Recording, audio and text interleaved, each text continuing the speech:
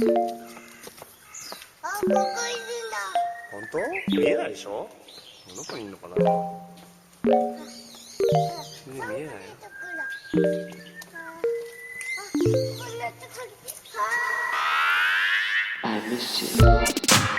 What's good, Internet? It is Monday, September 23rd, 2019, and you are listening to Waypoint Radio, episode 265. I'm your host, Austin Walker. Joining me on this Monday morning. We thought about doing a Monday afternoon. We decided Monday morning. We just kind of dive right into it. Too many games to talk about to wait till the afternoon. Cado is here. Yo. Patrick is here. Yo! I'm here. I think Rob is seeing a game or playing a game in a demo situation. Yeah. Danielle's off and about also. So just tweeting about his race wheel. Yeah, that sounds like Rob. Rob is tweeting about his race wheel. That sounds right. Yeah, you know what? He'd be doing that regardless. You're right. That doesn't give us any context for what's different about this morning. Especially because I don't know what the details or any embargoes are. Truly no idea. I don't know if we can mention it. Let's just err on not mentioning it. Let's just err on not. Exactly. How's everyone? You know, actually, I'm going to dive right into my most important topic because now I'm thinking about racing. I was playing a racing game 12 hours ago. Ooh. What time is it? Okay. 12 hours ago is right. I was editing a podcast last night, and there's lots of time of me waiting for stuff to compress or waiting for noise filters to be applied. So I was like, I want to play something for those moments where I can just play for a couple minutes, and I don't care about the story. I'm not invested in learning new mechanics. And so I fired up the Super Nintendo, Nintendo Online, emulation stuff. But is there a name? It's Super Nintendo Entertainment System Nintendo Switch Online is what it's actually called, right? And it's a bad name. And I started playing F-Zero, which is an SNES kind of sci-fi racer, behind the back, using a lot of the same Mode 7 stuff that was in Mario Kart. Pilot Wings, etc. Right. And so I went through a fucking journey last night with this game because do you ever do the thing where you're playing a game and you're like, I can't wait to talk about this tomorrow. I have my angle. And then you play a little too far. You're like, my angle went out the fucking window. Should have stayed back there. I should have stayed back there. So I started the new playthrough and I was playing on beginner mode in the first tournament, right? The way the tournaments in F-Zero, again, think about Wipeout or something like that. It's a predecessor to one of those is a way to think of it. They're hover cars that are moving super fast and neon lit, dope music. It's a really, really fucking cool game. And in my mind, it was impossibly hard. And I played the first 4 tracks and I was like, you know what? Maybe Austin in 1990 whatever was shitty at video games because I'm killing it. First place every race. I'm getting into first place early. Just boom, boom, boom, boom, boom.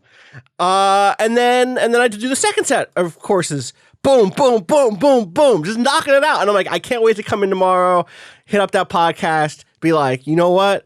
12-year-old Austin, you fucking suck at video games. You know what, Austin? You didn't know how to use the brake. You know what, Austin? You just held on that accelerator too much. Yeah. F-Zero is a delicate game. That's a game about nuance. That's a game about learning how to understand a vehicle and the track and finding that perfect line through it and hitting those corners just right. And then I got to a course on the third beginner tier of levels that required a jump.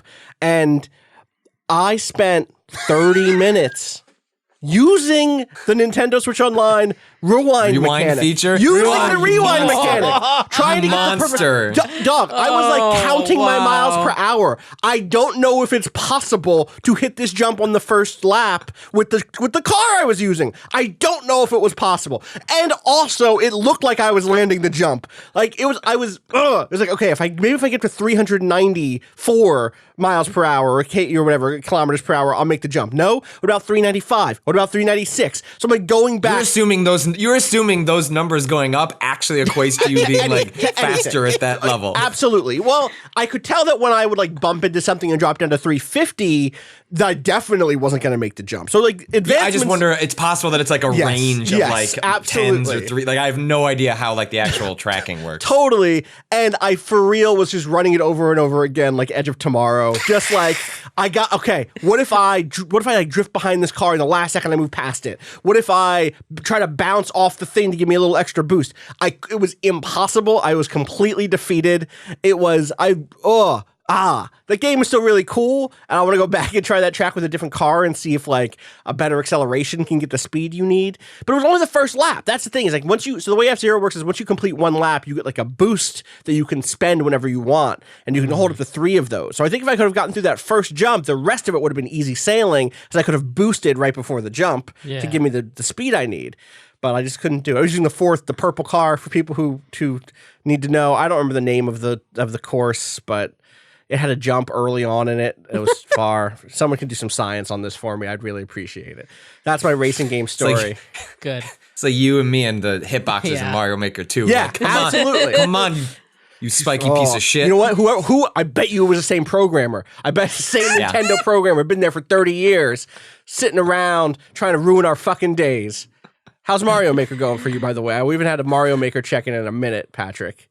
I know we have a lot of other games to talk about, but let's talk about F-Zero and Mario Maker 2. This morning, so, you know, the way I filter through levels is I have people, this time for Mario Maker 2, I've had people sending postcards from, like, wherever they're at, and that guarantees I'll play your level on the stream. And I got a postcard from, I believe their name was Bryce, and it said, hey, I made a level with my really young daughter, Jess. And I was like, oh, my heart, you know, Jess, nickname for Jessica. Yeah. So it's like, yeah, I'd love to play it. And usually the levels I get in the mail tend to be not nightmares. And he was like, hey, you know, I worked with her on it. So it's like, you know, it's not fully her. I was like, I get it, man. All good. Like, I'll treat it with the kids' gloves and like be nice in how I talk about it. And I won't be an obnoxious jerk. Jess did not deserve my kindness, my generosity, my patience.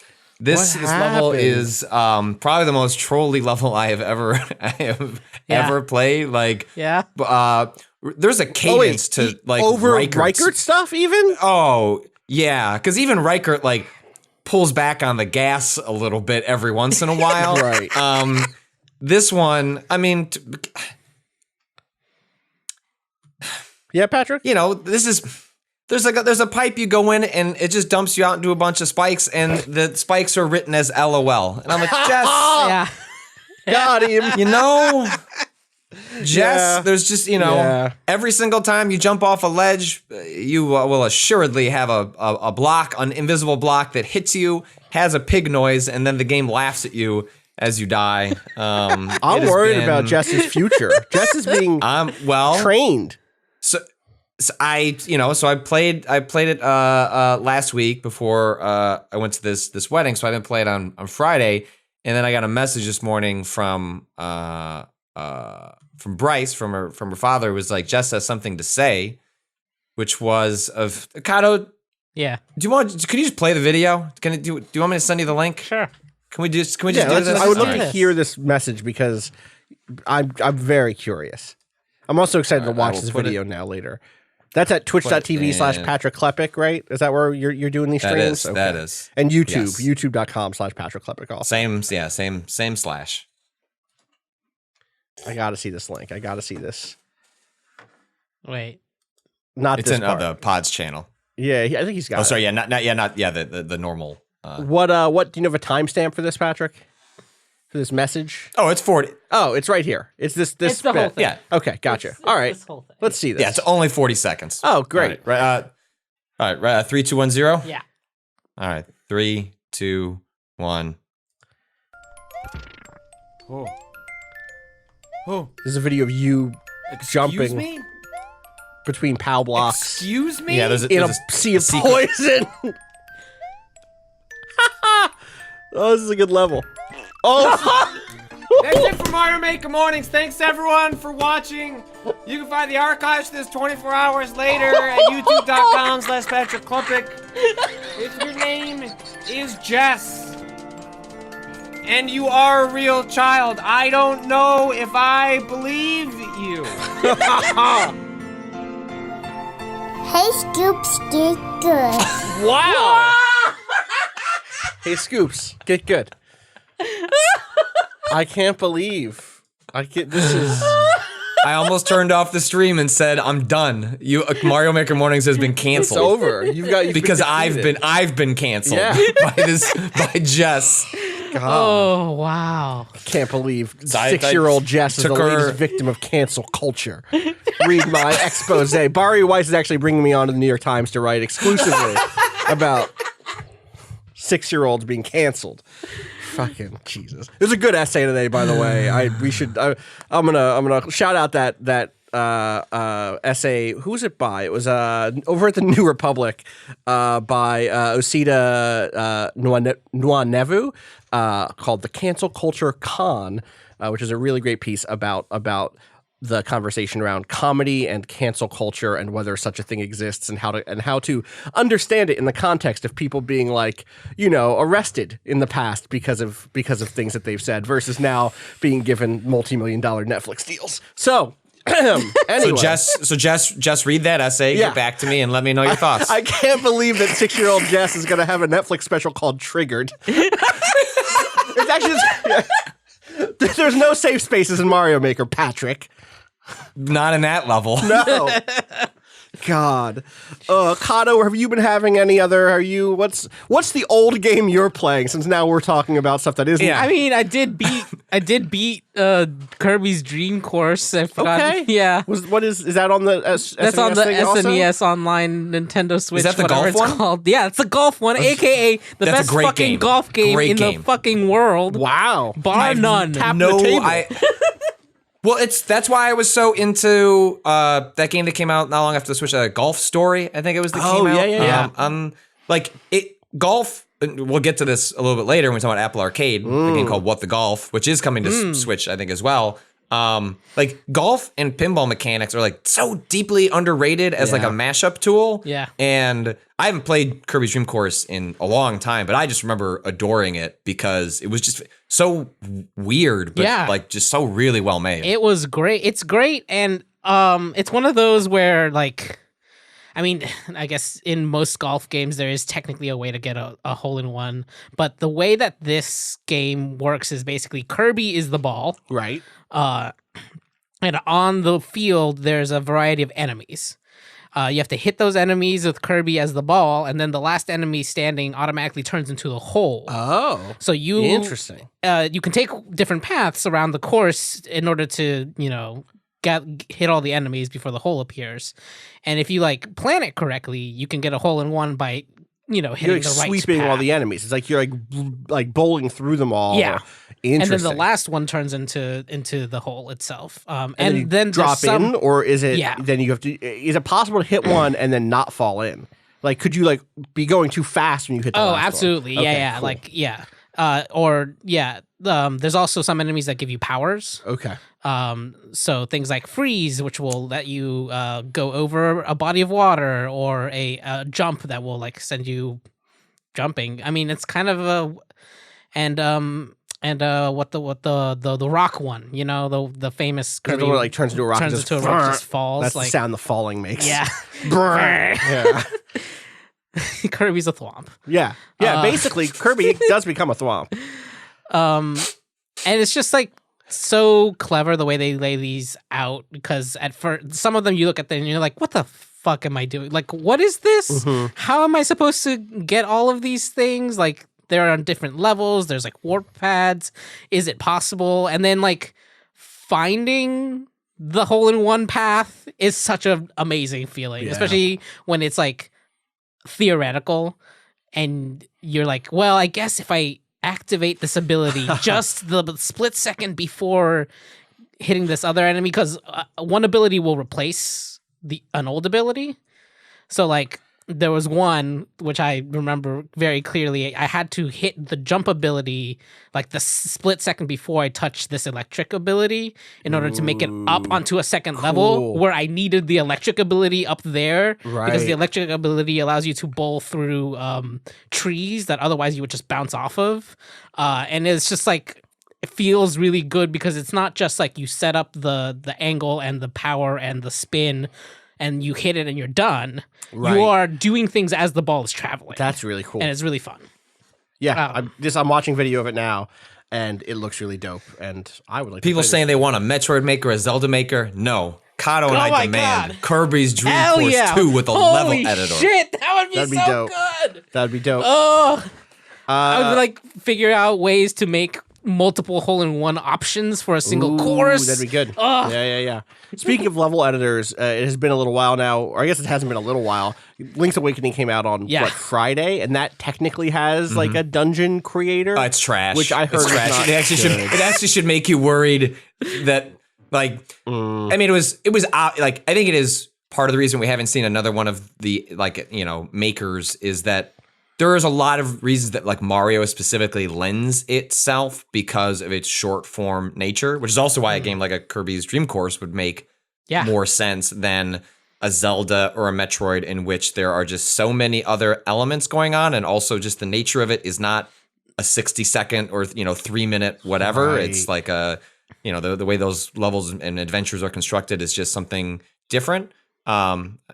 And yeah, there is I didn't even really mess with it. Like I read Jason Schreier's hit piece against the dungeon. Damn. He spent a fair bit of time with them and was just like, they're not very interesting, and So you don't have a lot of options. So in the game you meet an NPC, the graveyard digger NPC in Link's Awakening, and he says, hey, if you collect these tablets that you get like, by completing dungeons and like experiencing new elements in a dungeon, you bring them back to him, and then you can then create a, your own dungeon. But again, like you're not doing any scripting. You're just taking like, here's a boss that you faced somewhere else and fight that room again. It's not, it's just it's not just the shape of the room, but it's all the enemies in the room, whatever puzzles in that room. It is like that room. It's just that whole thing. room, right? Like, there's no mixing and you can't matching. change the directions that the doors go, for example, things like that. So like certain shapes can only fit in certain places, anyways. It's like it'd be one thing if you could take like, hey, like if you could like the lack of like scripting influence is like a real problem. Like, because what if like you engaged, you found, you're fighting a boss you think is familiar, but it does something slightly different because the player has, even just basic things like that would go a long way to creating any element of surprise, which is like the whole nature of Mario Maker, right? Like me playing a level from Jess is like, it's the delight of Mario Maker a lot of the time is the subversion and commentary on expectations. And there's nothing in Link's Awakening's editor that allows the player to a creator to surprise a player with something where the game acts unexpectedly. Right. And the lack of that and the lack of just options in general means, it just leaves you wondering whether that would ever make any real sense as like a large product. Because it would have to be, you're gonna wait around for people to make 8-hour adventures. Right, I just don't know quite how a Zelda Maker works, and it would have to be just dungeons the way that this one is, but it's more about like opening up those tile sets as like things you can place in the world, like individual objects and stuff, where right now it's like you can't change any of that. It's just like, here's this room that you remember from the dungeon you were just in again. Yeah, I feel like that is a bummer, but it's also like, my hope is, I'm not even going to get hopeful. I was like, there's going to be like, maybe this is their first step into figuring out ways that work and don't know. It's nothing, it's not even like you're supposed to, there's no sharing of this or anything. This is literally just you making them and you go through it again and you get, I forget what it's not even chalice dungeons, right? Like it's not even random. It's not even like, it'd be almost cool if you could hit a button that was like, build me something out of the stuff I've collected so far. It'll be a little bit of a surprise to me, at least, you know?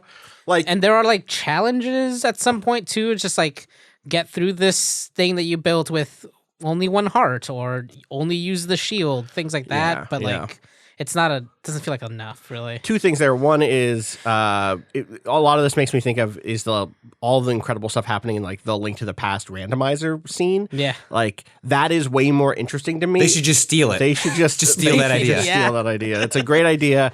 I'm glad that they haven't like lawyered up and taken Link to the Past randomizer shit down.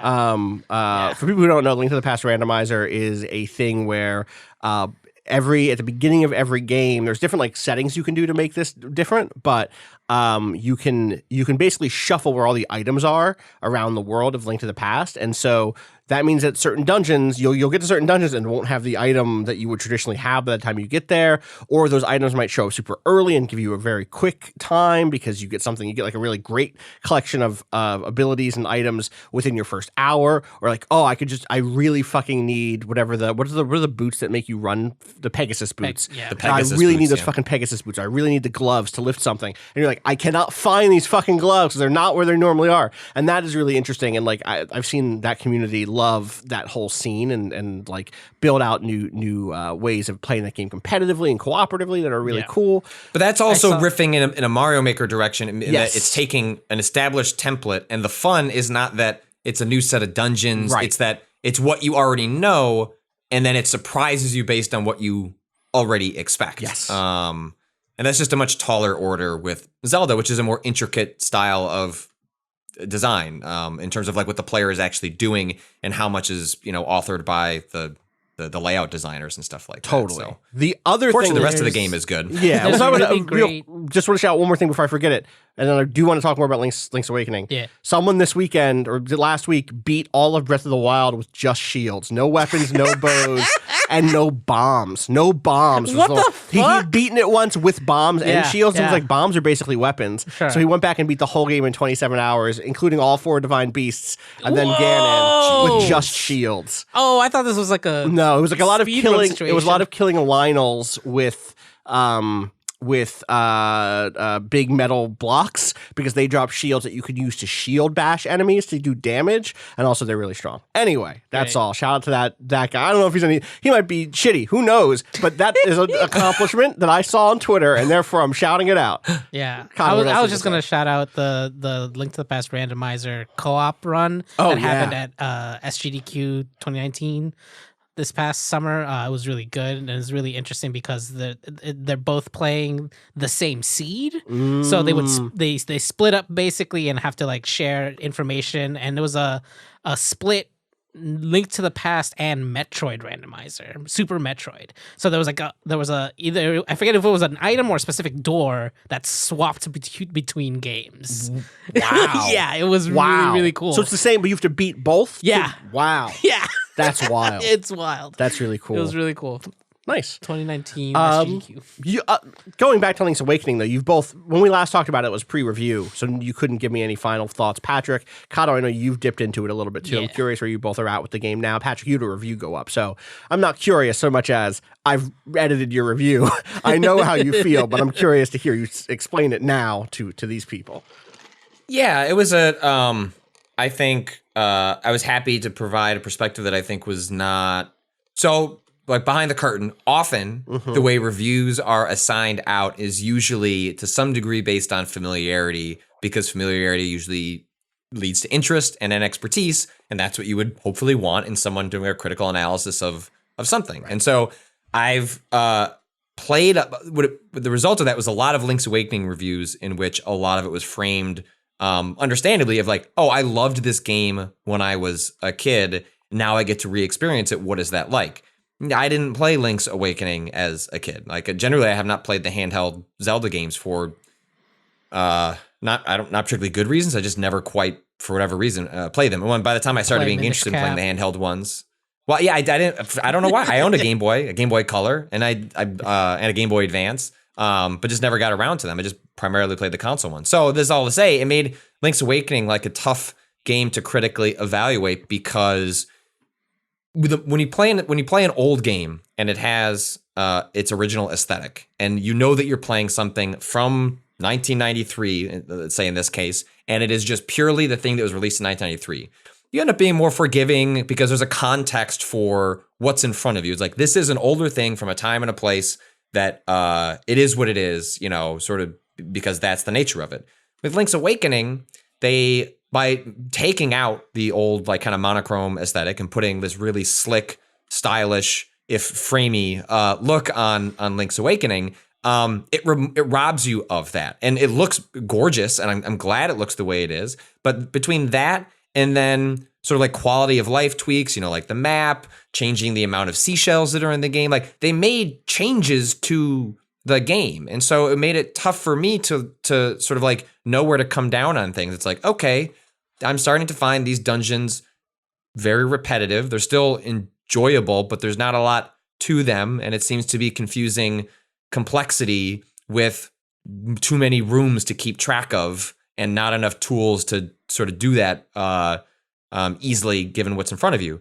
But the backdrop of that is, well, yeah, this was like basically a technical test for the Game Boy, and then they turned it into a game and didn't have a lot of resources. So it was a Game Boy, and it's from 1993. So it's like the aesthetic and changes make me want to like be more critical of the game, but also I'm trying to remember, well, it's a game from 1993. But then what's the fairest way to review that is, well, one, to just be transparent, like this is the lens in which I'm viewing it. And here's where I'm confused on what to hold against the game and how much to weight it against the game.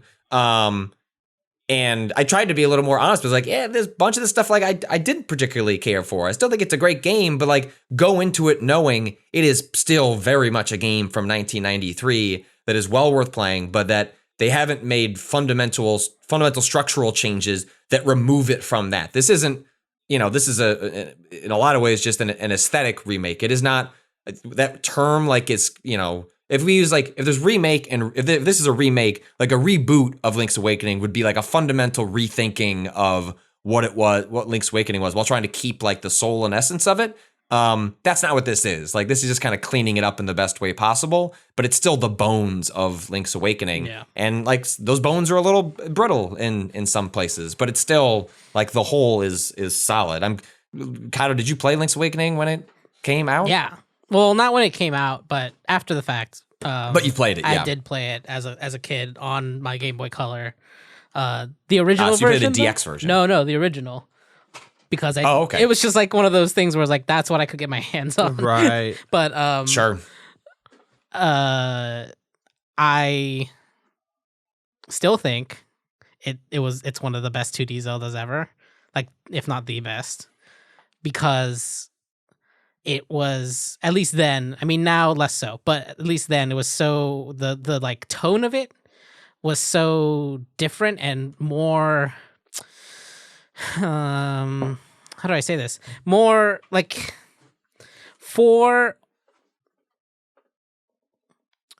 especially back then, it felt like there was more of an emotional core to this game than any of the other Zeldas.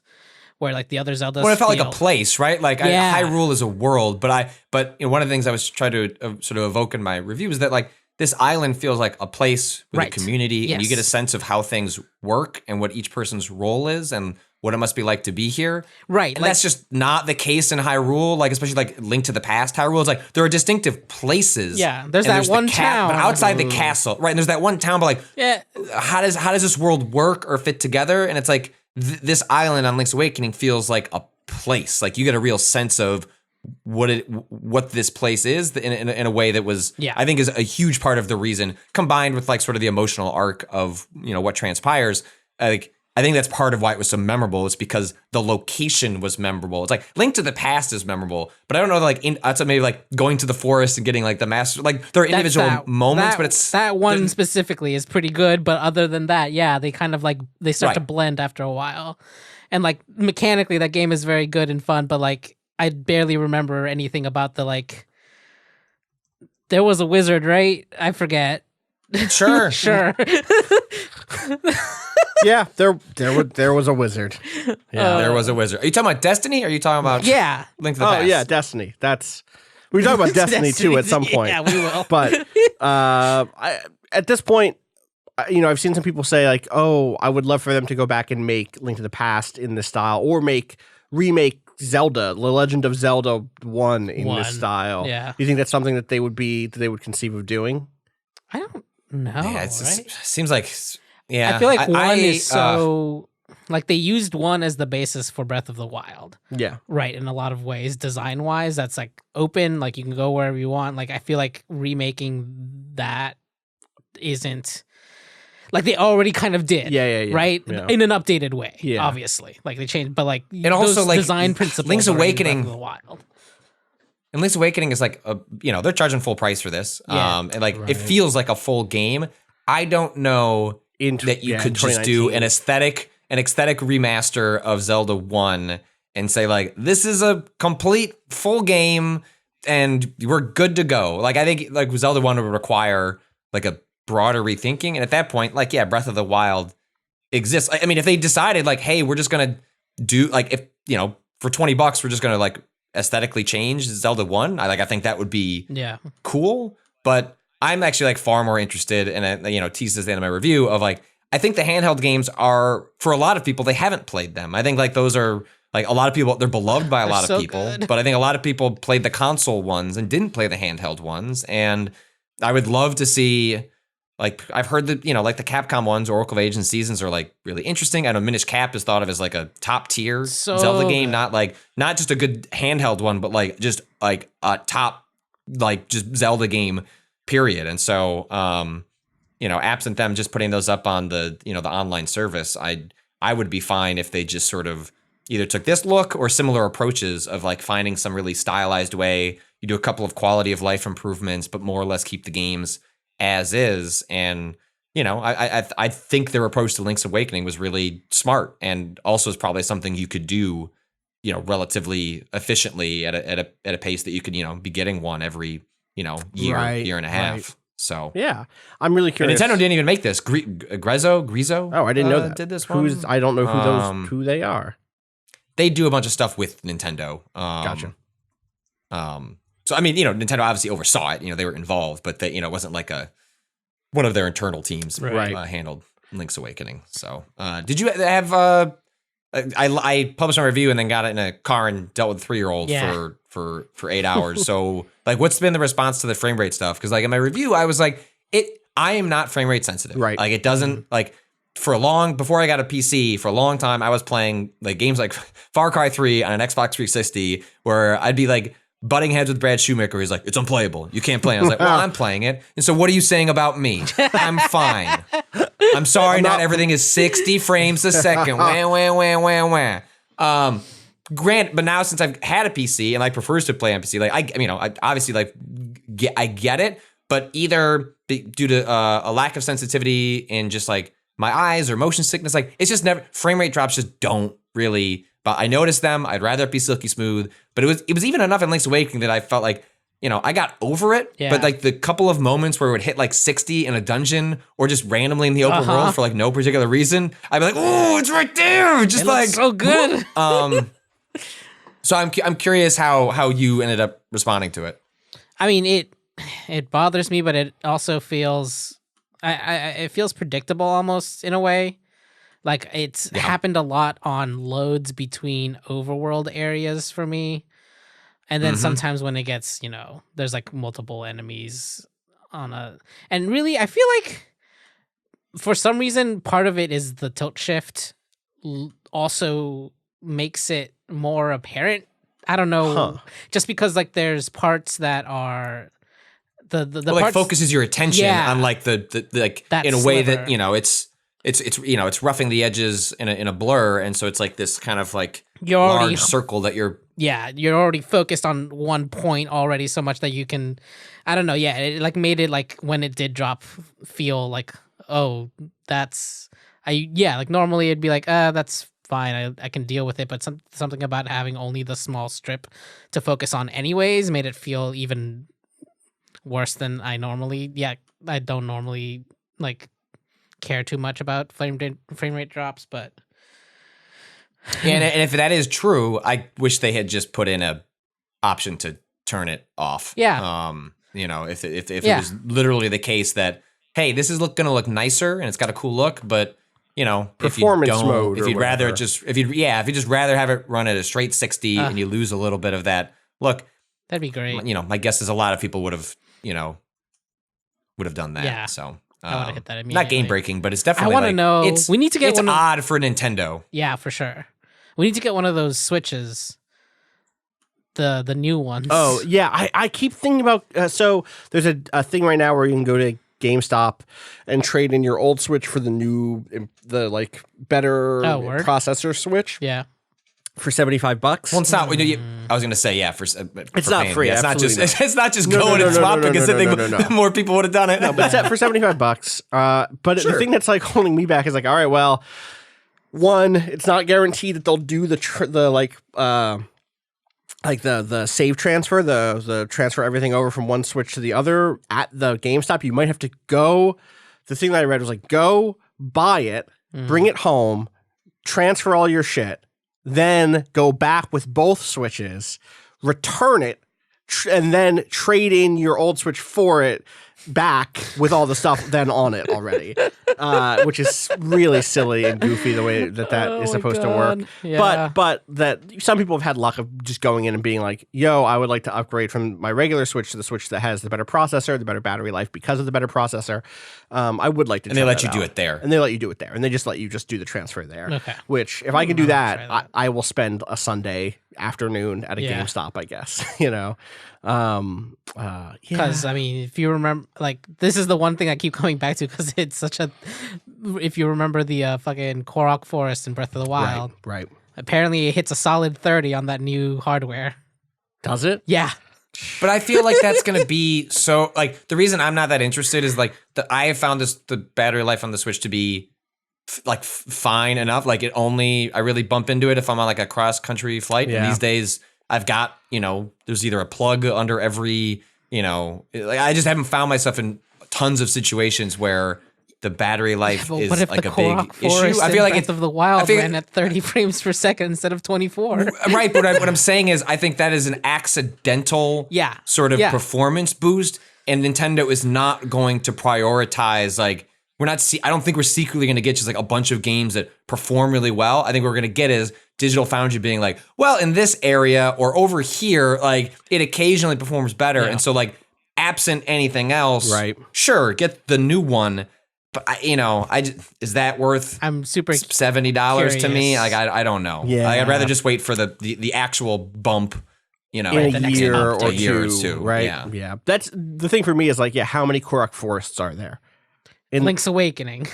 Yeah, I'm all right. I wonder. But like Patrick, I'm someone who isn't bothered particularly by this stuff, which doesn't mean that it doesn't exist. It doesn't mean that there are, like, right. I understand that some people are ultra sensitive to this stuff to the degree that it can make someone like sick or unable to even play a game if the frame rate is bouncing up and down too much. I'm personally not that affected by it, and so if I like a game design enough and I'm enjoying myself, it's obviously a very subjective and blurry thing. Like, where is that line? So it's not that, like, no frame rate has ever bugged me, but yeah. If there were, like, even this was like a 3D. What was the 3DS Plus? Like, what did they call that one? That was like the new Nintendo 3DS. New 3DS. Yeah. Like, if this was like even if it wasn't like a Switch Pro where it's like a real substantial boost. Like, if they were even just advertising, like, look, yes, this isn't a Switch 2, but it's a little bit better, and we're going to actually optimize for it. I would, in a heartbeat, just be like, cool. But it's like, if Nintendo's just, if it's going to be just like, well, in the forest, occasionally you hit 30, it's like, I don't know. Yeah. Yeah. I feel like that's one of those things that's like, we'll see. Maybe in 6 months, we're like, wow, there's enough of a performance boost on this stuff that I want to play still. Right. You know what? That's what it is. If another game comes out that I'm like, oh, I want to play that, and then someone is like, oh, by the way, this is going to be the difference between 22 frames a second and 30. They're like, yeah, okay, maybe I'll go sit in that GameStop for an hour. We'll see, God. Anything else? Let's take a quick break, and then we'll come back and talk about new video games, of which there are many to talk about. I'm glad we went. Yeah. I mean, Link's Awakening is a new game. Yeah. It's just, we also... It's new. Yeah, Link's Awakening's new. 3 days. It's also a remake of a game from 20 years ago, but... Oh, whatever. Whatever. Yeah. All right. So are most games these days. Boom! Got him! We'll be back in a minute.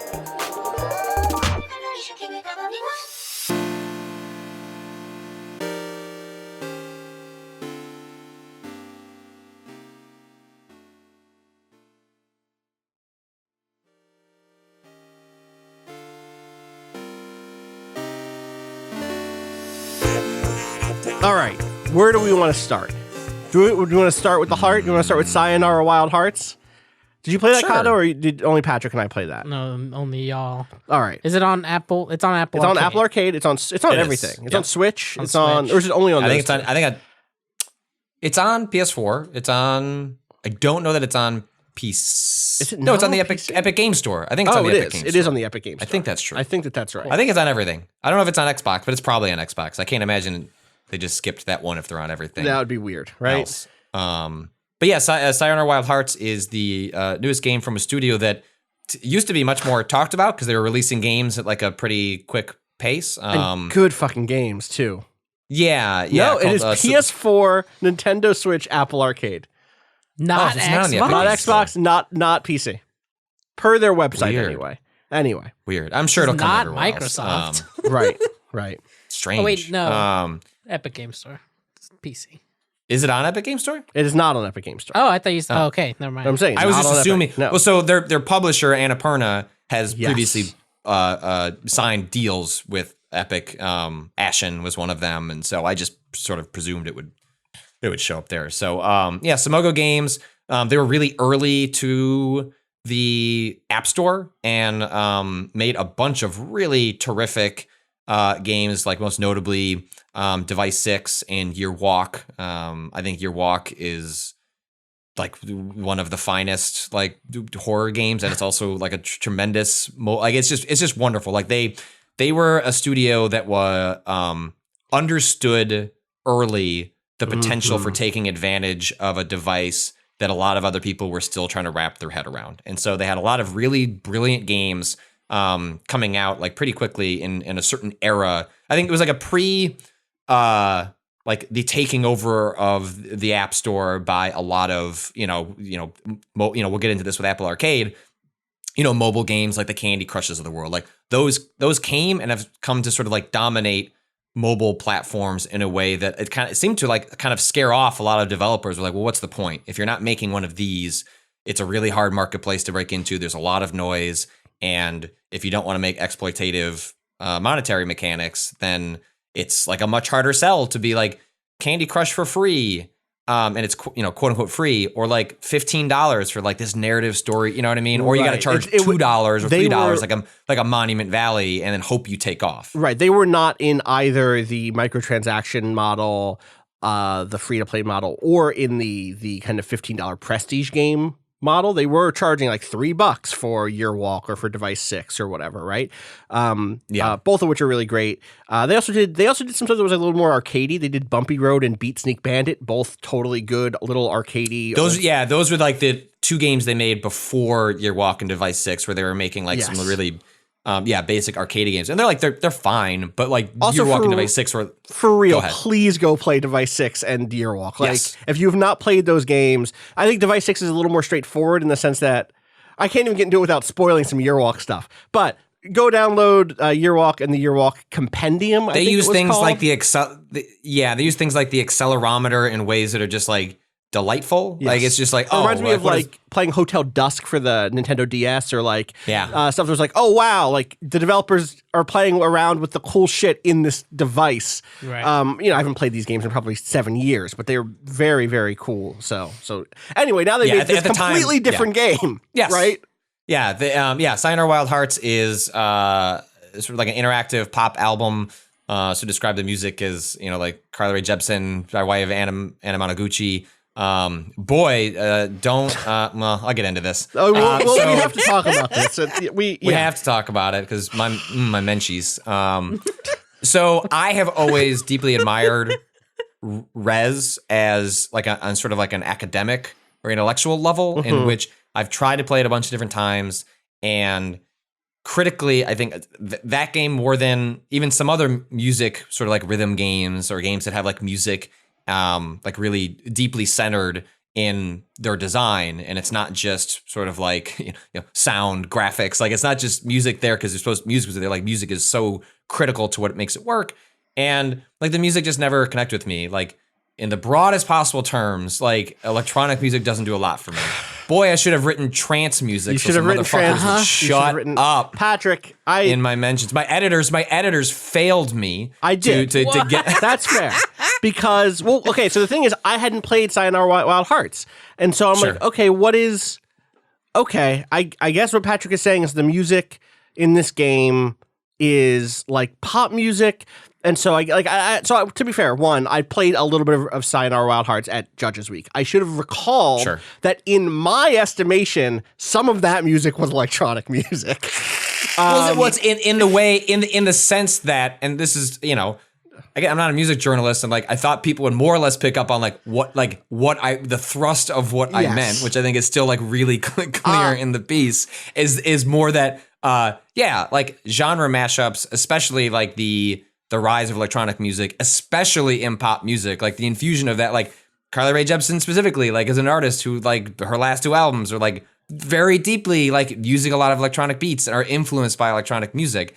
I specifically meant like house music, trance music. There's a specific like type of electronic music. There are specific subgenres of electronic music that you don't have a history or a connection to.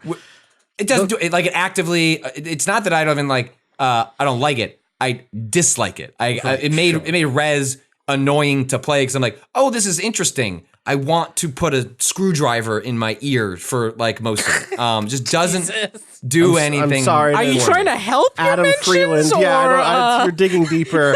No, so the thing for me that is I spent a day being like, man, poor Patrick. Patrick's mentions. How did people not get what he meant? And then I did start that game up and begin playing that game. The first song is definitely not electronic music in the sense, or in the sense that it's like a cover of Clair de Lune. It's a synth cover of Clair de Lune. But then the next 3 songs are definitely electronic music. It's just that they have elements that have seeped into popular music over the last decade. I take some of the burden. I should have fired up a gameplay demo and been like, is this what Patrick means? Am I certain? I failed you in that way, Patrick. I apologize. Please be nice to Patrick. He doesn't know. It would be. I guess the equivalent. These semantic justice warriors who are out in my mentions. Oh my god! They're just looking for a shot to fire, and like I'm glad. Hey, come at me. But it would be it's like okay. I just need you to know that it would be like me being like, I don't like horror movies. But a lot of people say that. You are saying what a lot, and I understand what they mean. I understand what most of the people are saying is like, I don't like gorehound movies. I don't like movies. No, because you've already done. No. What I'm saying, the thing. I'm not going to say what you think I'm going to say. I'm not saying, but I like it. The follow up is like, but I like Saw. But I don't like horror movies, but I love Jason. And what they mean is, I don't like this one sub-specific type of horror movie. But the world of horror movies is vast, in the same way the world of electronic music is vast. So saying you don't like electronic music is more like saying, I don't like Freddy Krueger, I don't like Nightmare on Elm Street, I don't like Friday the 13th, and therefore I don't like horror movies. Because it's like, well, yeah, that is a big component. That is a pretty cornerstone of a certain type of horror movie. In the same way that trance music and house music are cornerstones of types of electronic music. But the sea is so much vaster than that I understand why I could imagine... It's not a lake, it's an ocean? It's not a lake, it's an ocean. Exactly. Exactly. But it would be crazy if I came to you and I was like, Patrick, I don't like horror movies, but the one thing I do like, I like this though. And I point, and what you look at on the screen is Freddy Krueger turning with a claw. You're like, motherfucker, that's a horror movie. And I know, but I'm just saying, when someone says that statement, yes, rational people go like, okay, like, okay. Yes. And they clasp their hands together and they go, oh boy, like I just want to take this person to task over what they're saying here, but I know what they're trying. I know that they're express. a good person. I understand that they don't have an expertise in this field. They don't even go here. You know what? It was worth it. The anger that some of these people had was just like, I'm sorry that your day was so bothered. Anyway, here's what I'll say. If you like electronic music, you should play Sayonara Wild Hearts. Sure. It fucking slaps. And there's a lot of pop music. Like, what it does speak to is this overlap between these two things. We haven't even described what this fucking game is yet in any way, except to say that there is music that is both pop music and electronic pop music throughout it. All of it is really good. I definitely have some favorite songs in there, but do you want to set up what the game is? Well, just to finish one last bit on the music, I will say, like, the cadence of the game is like I don't want to say like sort of like filler, but it's more like there are short sequences that last like a minute, 2 minutes, and those tend to be like the more like pure like electronic or beat based tracks, and then that leads into like a 3 to 5 minute like longer pop song. And like I will say, like those long sequences, which are both the best parts of the game and also like I think the best tracks in the game in terms of like the soundtrack itself. So the way the game functions is that you are, you're this woman who her heart is broken, and then she gets lifted off. The breaking of her heart like throws the universe into imbalance, which I feel like often feels like reflects maybe how we all feel when we've had our hearts broken. Is that, well, if I'm not good, the universe is also broken. And in Sayonara Wild Hearts, that is literally true. That is true. And so they get whisked away to this other world where they have to go and I don't actually know too much of what happened in the plot of Sayonara Wild Hearts. Yeah, fix beat to beat. The universe. There's tarot cards, and the universe used to be good, and now it got bad. And I'm on a bike. So it's bad. Yeah, it's like you're kind of on a sort of a series of like fixed tracks. Like sometimes you'll be like on like a skateboard or a hoverboard, and you're like going from left to right on this fixed area. Other times you'll be like flying around. Other times you'll be on a bike that's like going between lanes. And generally speaking, there is not a lot stopping you from like thrusting forward. This is a game that is like always propelling forward as fast as possible. You can run into things that will like send you back like a second or so into the track, and then you'll go around them. But generally speaking, it's a game in which you're always moving sort of like as the song goes, like it wants you to go along with it. And there are little hearts you can collect along the track. There are little like other pulsing icons that you can grab, diamonds, and they give you more points, but they don't especially relative to Rez. Like Rez is a game in which like your shots, the shot compositions that you're doing feel like they are part of the soundtrack. Like you can listen to the music absent what you are firing into the world, but the game is designed for that to work harmoniously so that you feel like you are an instrument as part of the gameplay. Yes, it's doing like beat matching and dynamic. God, there's a phrase I'm looking for that I can't find, and I'm sure musicians listening are shouting it at me. Where like notes are made to match with the chord that is playing in the melody at that time, so it's all kind of harmonized well. And I actually am the person who like. It is hard for me to just listen to the Rez soundtrack without the sort of like staccato addition of the shots hitting and adding different instrumentation to the song. So yeah, totally. This is not that. Is the point, right? Like no, there, like there are some sounds. It makes little but it's not like when you miss them, it doesn't. Like you'll be able to listen to Sayonara Wild Hearts' soundtrack and like won't feel like you've missed anything because for one, like. You're constantly missing a ton of the hearts. Like it's tricky to get to them. It's meant to be tricky to collect all of them. So as a result of that creative decision, it would be kind of weird for it to be integral to the sound of the music because you're constantly missing a bunch of them. So like that's the general like sort of cadence of the game. You're always moving forward. I definitely still had a problem, especially early on with honestly all the way through, where if I missed one of those squares, so it's in the first 30 seconds of a level, 40 seconds. Made you want to start over? I did start over 100%. I was very hard for me to just like let go and play through the song and get the bronze rank or whatever I was going to get because I missed one of those early on. I wish it had a rewind feature so I could just like play a section, because there were some really tricky sections where it's like if you don't nail that, then you're not going to get the higher, skill accolade at the end. But I didn't necessarily want to play through the entire track just to get to that sequence again. So like there are times where you can like kind of trick the game where you can throw yourself into a wall and die. Yeah, watch me catch this tree face first so that it goes back to the last checkpoint. Yeah, definitely. And definitely the thing I struggled with the game, and I think maybe for the first third I wasn't quite sold because I think the game doesn't quite strike the right balance with that stuff, in which I almost wish none of that existed. And or if it did exist, it was a more Rez-like design in which you are influencing the track, and it's like you're meant to encounter all this stuff along the way so that you're rewarded with a sort of like laying on an additional layer to the music. But about like a third through, I became so overwhelmed by the visuals and the weird ideas that it has in terms of like how you're playing out the stage, the different mechanics. Like I don't want to spoil too much, but like there's one in particular that, did you finish it all the way through? I finished Austin? it all the way through. I'm like, I got like halfway through a replay even. The stage that involves the snapping of fingers, like that level is so fucking good. And I don't want to explain how it works. No, yeah, totally. But that was the moment where it went like, and there's a number of those, especially in the like the back half of the game, that I had a problem in the first half where, and this game takes maybe 90 minutes, 2 hours at most to finish. It is meant to be sort of like a singular, an experience you can sit down and like listening to an album, go through and then, revisit later.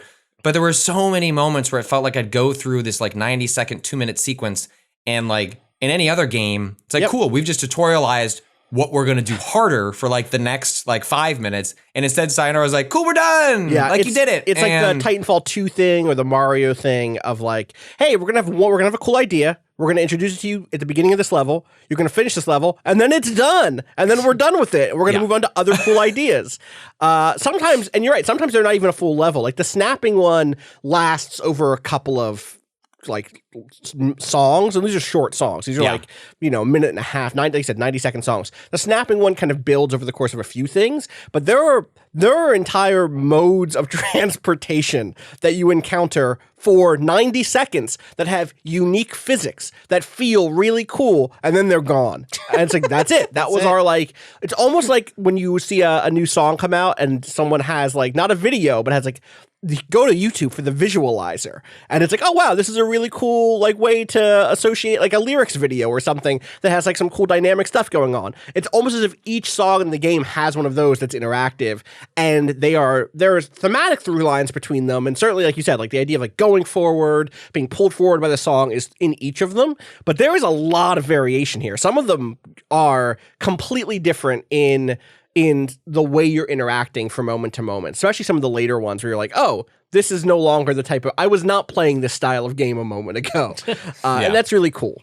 And I found that, so then what ended up happening was sort of, it was throwing so many different ideas at me that I then became excited, like, cool, throw that one away. Let's go. What's the next one? And just found the game constantly able to sort of up the ante in a scope way. It was just like, the speed at which it discarded ideas that like blew me away was just like remarkable, because like almost any other game would be like, cool, like let's stick with that for longer. And I do wish it had done that at certain times, but I found the back half of the game to be so sort of like mesmerizing that like what my takeaway, sort of in my review was, like, oh, like I now have a more like fundamental like emotional understanding of the reverence that people have for a game like Rez, in which people like the gameplay, but like so much of is the way that all ties itself together, and is from it's watching an interactive version of a music you have like a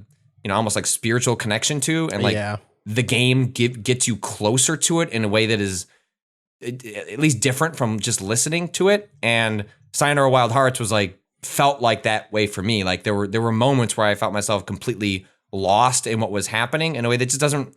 When I hear people talk about that way in games, like I don't really buy it, like maybe because I've never experienced it. And like Sayonara is like the closest I've had to an experience like that. I desperately wish I could play this game in VR. Right. I don't need the world around me to be filled up, but I would love to just experience the aesthetic in 3D with headphones just like locked really in there. Cool. Yeah. So I'm really hoping that when they do an eventual PC release, like that will be part of it, because I think it would, I think of like a music game like Thumper, right? Like that doesn't have a ton going on. It's mostly what's right in front of you. Yeah. But it just, it benefits from being locked into that world. And like, I want to be locked into that world again. And one thing I will say is that because I don't think like the score mechanics are all that interesting, it's not fun to like go through a track where you feel like I had like a borderline musical spiritual experience, and it's like, but you didn't do that good on the, and it's not condescending at the end, but it does feel like slightly dispiriting to be like, I just had like a moment, and it's like, but that moment was only worth a bronze.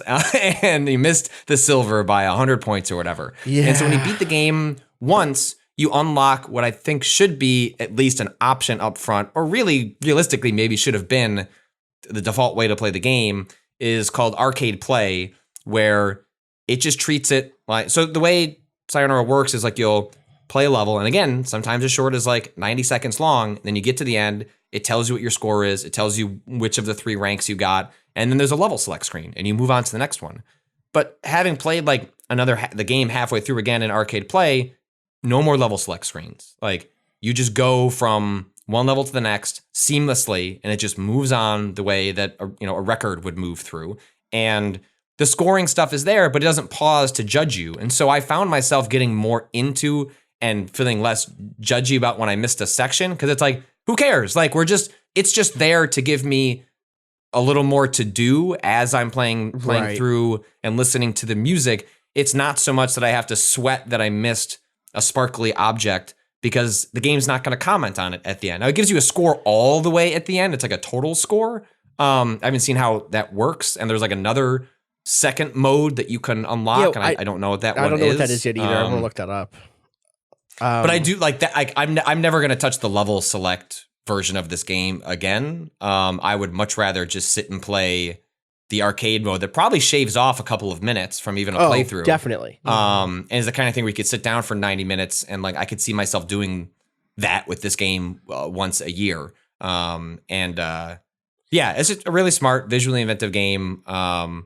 And just personally, it was nice to have a better sense of the way people speak about Rez, because it sounds like I got a game that was like more spoke to me the way that Rez spoke to a lot of people. There is a feeling sometimes, even in that other mode, when you miss what is so a thing that's nice about Rez is that you might not be playing optimally, but because you have that constant feedback of you shooting things in the environment and then producing music, you always feel like, fuck, I got hit or whatever. Like I didn't play optimally, but you always have that back and forth.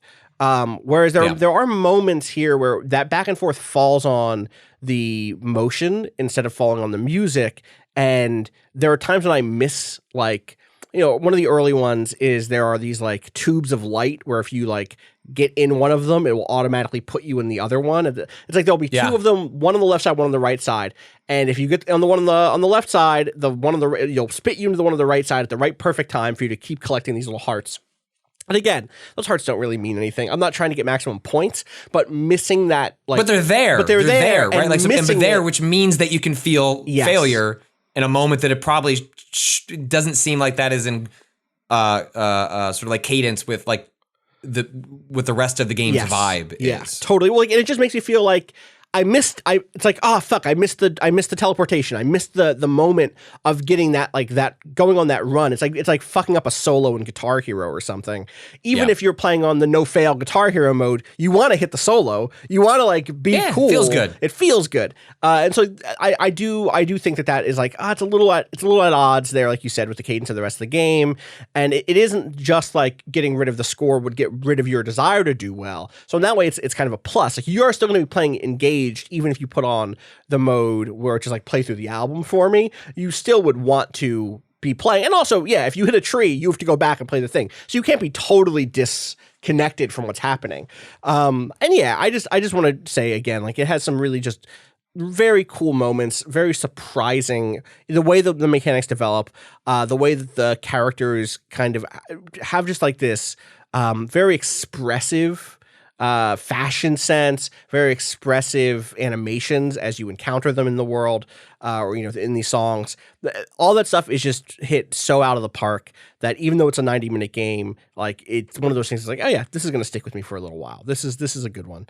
I really want to see what that other mode is. And I also keep wondering to myself, would I want a DLC? Would I want like a B-sides pack where it's like, hey, give me one more level for each of these mechanics? And the answer is like, probably, yeah. Probably. Even if it's, I would have liked a sort of like challenge mode that's like, all right. So like, we built this like very specific story, and like all the beats are exactly where we want them. But like, if you just liked doing the thing, like, there's a sequence where you're jumping over these mushrooms. Yes, that's and, a good like, moment.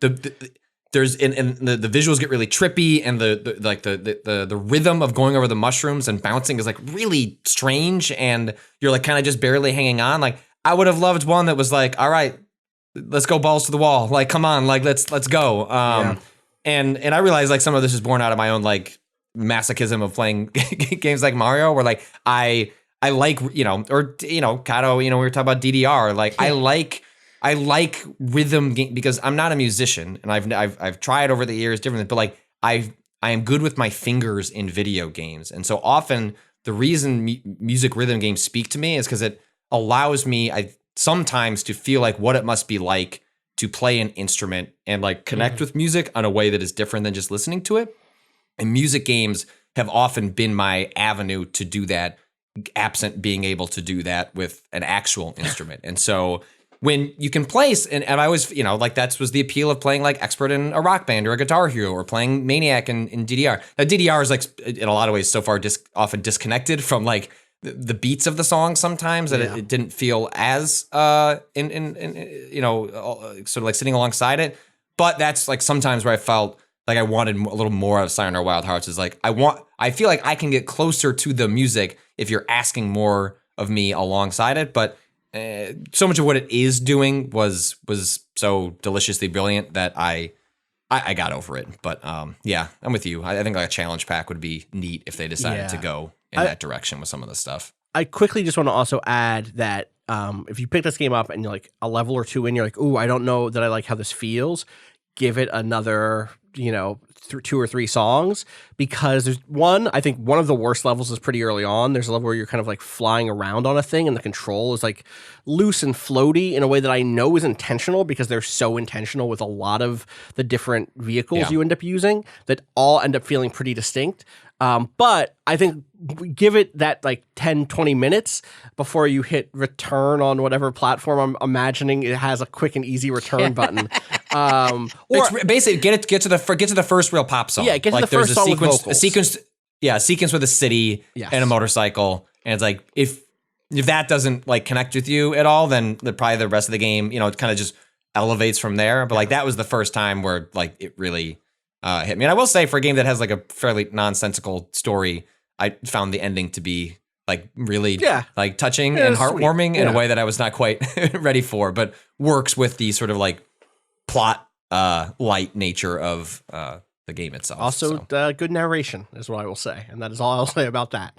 Yeah, I don't want to spoil, but like I read a couple of reviews that just sort of like mentioned a specific detail about the narration with acting as though, of course, that makes sense. Just like narration, comma, insert phrase, comma, and being like, no, like there's a specific reveal at the end of this game where I went back and was like, wanted to throw my Switch in the air. Very good. Hopefully it hasn't been spoiled for you, because they clearly they wait to the last possible beat of the credits to kind of hit you with something that is to do their mic drop in a sense. Yeah, definitely. That's the thing. If you're like, I don't give a fuck, you can go look it up. It's not a thing that's worth saying out loud here, but it's dope. Cool. We're in the middle of like a huge weird influx of releases that people care deeply about, where if you looked at like the major release calendar at the beginning of the year, you would not have noticed, you would not have seen this weekend. You would be like, oh yeah, Link's Awakening is that weekend. You would not have talked about Sayonara Wild Hearts probably. You probably also wouldn't have known about, because the release date only got announced a month ago or whatever, Untitled Goose game, which I played and reviewed for the site. That review is up now. And I really like Untitled. I really like this game about a goose that doesn't have a title. It does. I know.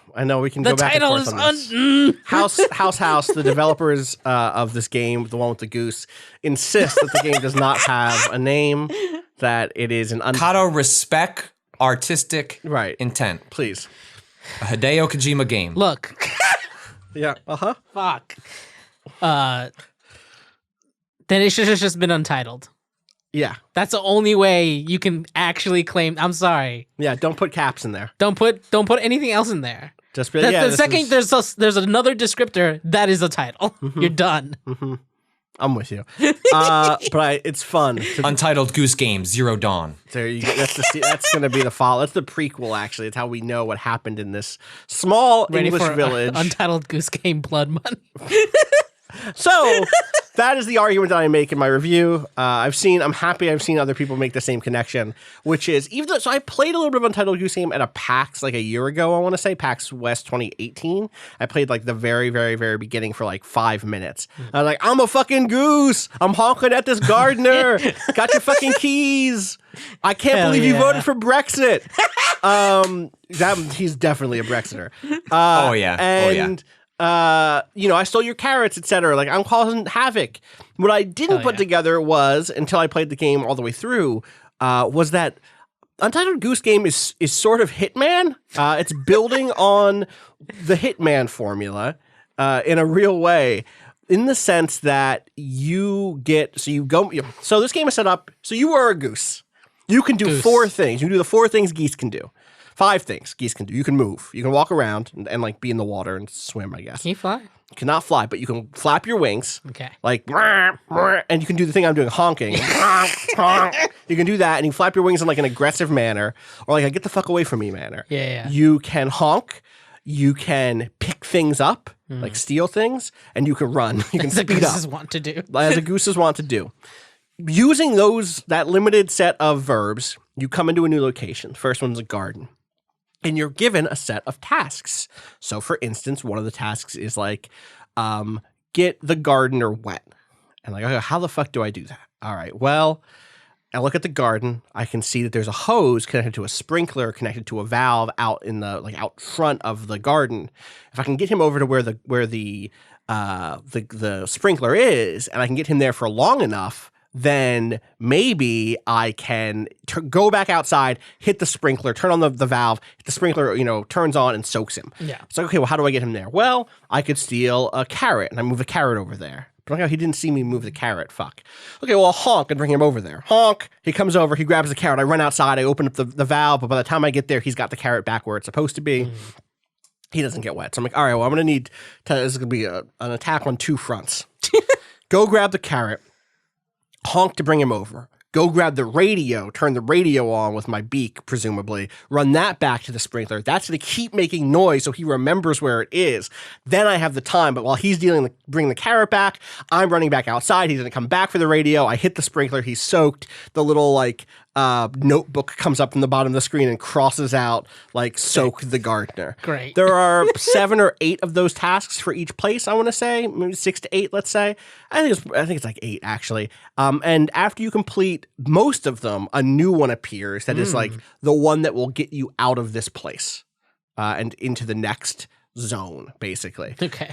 I don't Something about the way you said that. Imagine this is like some weird purgatory for this goose. In a sense, can't move or leave. The goose has an objective. That's all I will say is the goose. Just like Sayonara Wild Hearts, I don't want to spoil anything. Okay. But there is a reveal at the end of the game that helps you understand what the goose is thinking. And I conceptually understand where the goose is coming from, is what I will say. Cool. I mean, there's I've only played about an hour in the early goings, but this game just dumps you into this world. Oh yeah, and then says check your to-do list.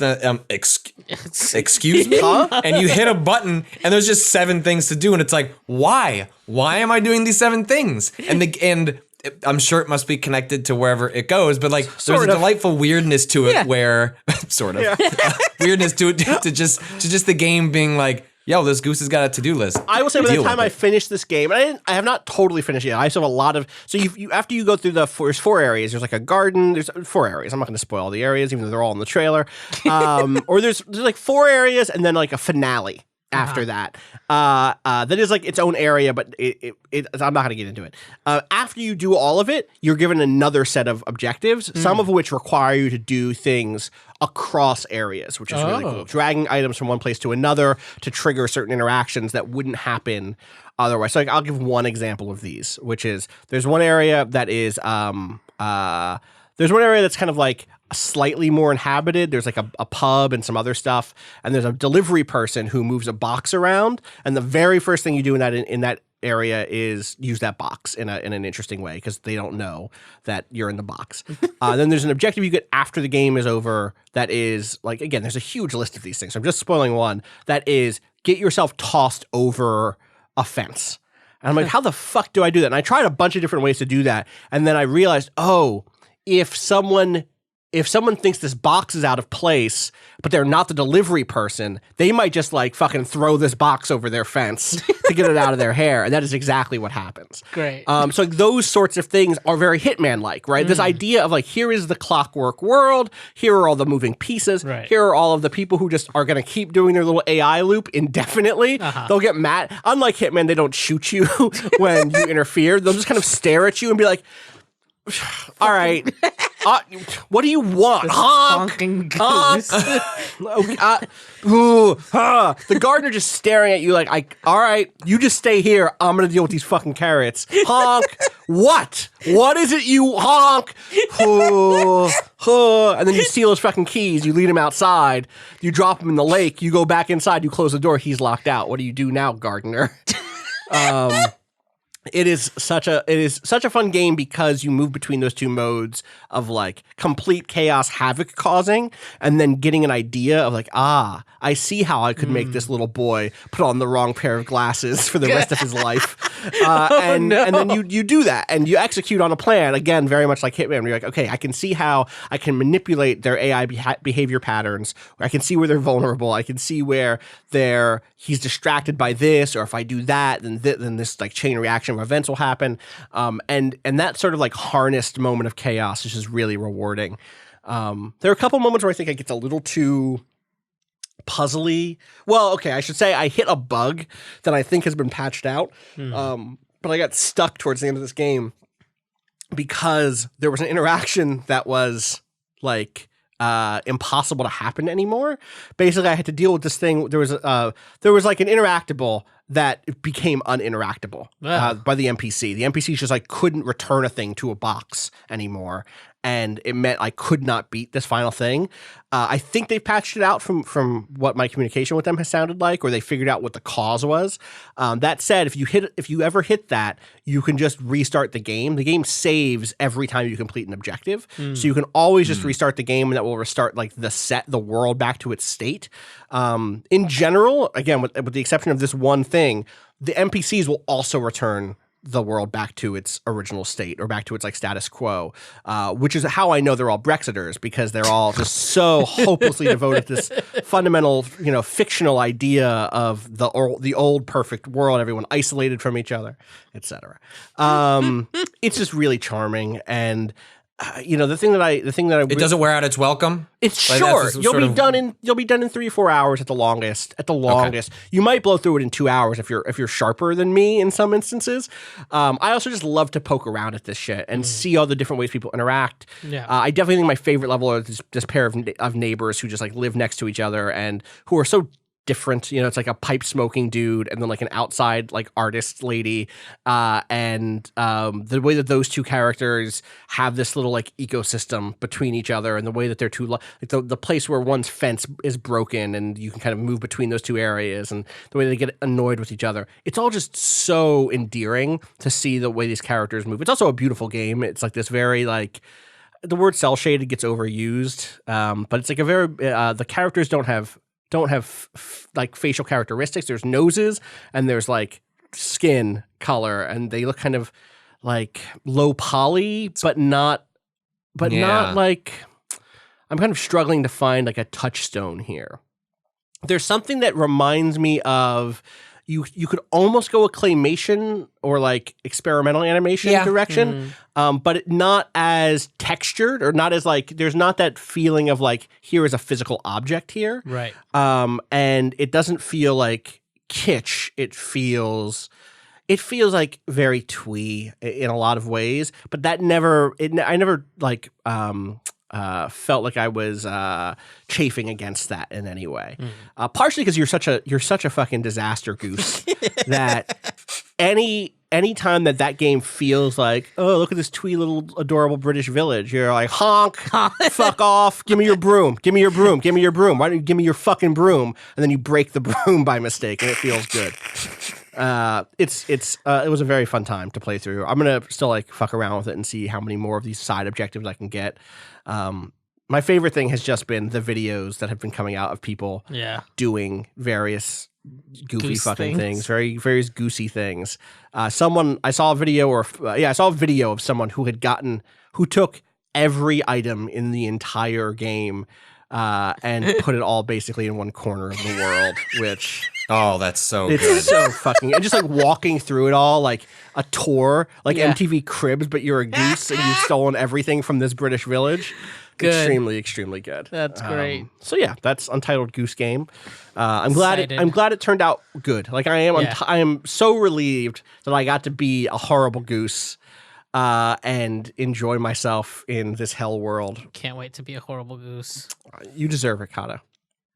You deserve to be a The horrible only reason goose. I have it is because Christina's out of town and she was so excited about this game. Yeah, fair. It's good. It's good.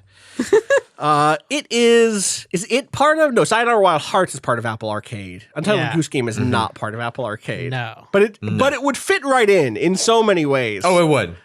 Because Apple Arcade, which I'm going to let you talk about because you're the one who did this deep dive, Patrick, feels to me so much like, in terms of its catalog, I think there's a couple of conversations to have here. One is, I want you to tell me about the games. But the other one is talking about it in the kind of legacy of early 2010s indie games and like the indie game quote unquote aesthetic and developer and developer scene and stuff like that. And the third, I guess, is what's up with subscriptions? What's up with subscriptions and games? Because we're in it now, more so even than when Game Pass hit. Like Apple Arcade feels like it is kind of calling the bluff of every podcaster who said, at some point we should talk about whether or not subscription services make sense for developers. Because like, yeah, motherfucker, you should. Yeah. You better, because we're here. We're here for real. This is not a flash in the pan. So Patrick, talk to me about Apple Arcade, what it is and what is on it right now and what your experience has been. I think it's interesting that we had Sayonara Wild Hearts, which obviously is part of the Apple Arcade lineup, but to talk about what that studio used to be and used to represent at like a very specific time in the App Store, when it was thought that the App Store could be this like really interesting, enormous marketplace for like an audience that could experience like people who don't consider themselves video gamers but own a device that can play games, and it's in the hands of hundreds of millions of people. Like that was part of the huge rush to trying to understand, okay, a touch screen fundamentally changes how we design a lot of games, but like, what's the path forward? Maybe it's new games. And so that kind of all like largely got kind of, with like some rare exceptions, like has been gone on the App Store. I mean, there are games on Google Play, but I think usually when we're talking about like mobile games, a lot of it is, what was happening on the App Store. And it feels like Apple Arcade is, intentionally or not,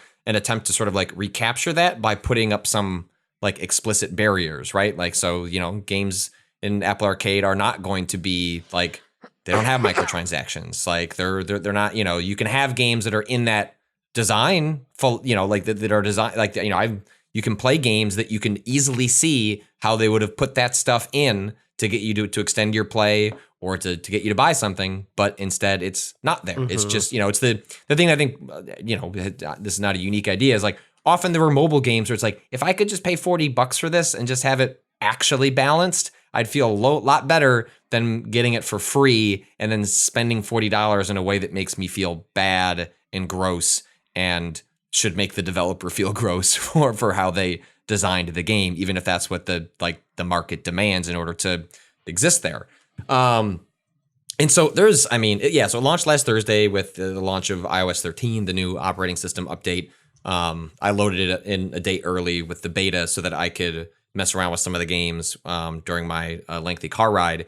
And I'm like, the first thing is just like, there's a ton of games. Like I think I put up a screenshot of me downloading everything I could, which got my iPhone extremely warm. Oh, I fucking bet. I'm inside and it's just sitting there charging, and it was losing, like, it went from 100% to like 80% because it's just downloading, I think it downloads a couple things at once, and it just did that for like 90 minutes. But there's just a huge spread of games, like stuff that runs the gamut of Sayonara Wild Hearts to A game I haven't played yet, but like the Capcom designed sort of like a underwater Metroidvania game. Oh wow, I did not know that. To like Choo Choo Rocket Universe, like a full game built around like the puzzle mode from Choo Choo Rocket. To a new game from Cappy called Grindstone, in which you are sort of like creating.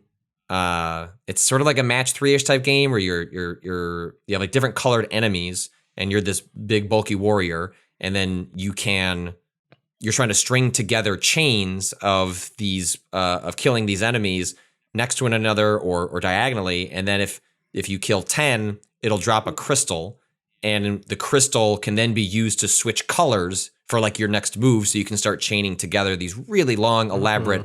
And so like. Yeah, I think that the long and short of it is I don't know what the future of Apple Arcade is, but there are so many times that I've played, had that experience of like playing games like I would like to play a balanced version of this that I paid real money for and just had that as part of it. And Apple Arcade, at least right now, like fulfills that promise, which like I played 5 hours of Grindstone. Like It's a terrific game. Like it is beautiful. It's got me like looking at like, okay, I guess I'm gonna buy an iPad because I'd rather play this on a bigger screen and off my phone. Damn. And I don't want to buy an iPad Pro. Like, I mean, I'd like to, but I don't think I don't think that'll pass the family budget. Yeah.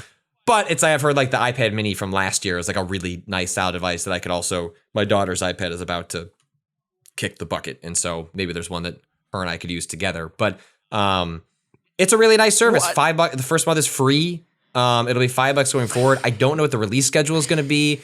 I don't know how many more. Like I don't know. I don't know if this will be any good. How many is it? Is it like 100? Is that the number that I've heard? Let me count. Let me see. So okay, well if it's 100, you're Sonic not going to Racing. It's not 100. 1, 2, 3, 4, 5, 6. These are 6 that I pulled out that I'm like going to write about this week. Okay. 7, 8, 9, 10, 11, 12, 13, 14, 15. 16, 17, 18, 19, 20, 21, 22, 23, 24, 25, Something 26, just 27, literally 28, 29, released. 30, 31. What? 31, 32, 33, 34, I was 35, looking at this 36, list. 37, 38, 39, 40, 41, 42, 43, 44. Something released today. I bet 47, 48, 49, 50, 51, 52, 54, 55. Card of Darkness. We're now closer to 100 then. That's already that game out. seems good. 57, Yeah. 58, 59, 60, 61, 62, 63, 64. 64 is what I have down. 64. And that doesn't include. What is this? And I think I might have missed a few. When I was Card like, of Darkness going is a through new Zach the list. Gage game, which is why I'm super excited about it. With made in conjunction with Choice Provisions, who did what was that puzzle game that Zach made with them the last time? It was the space game. Right, that was Tharsis.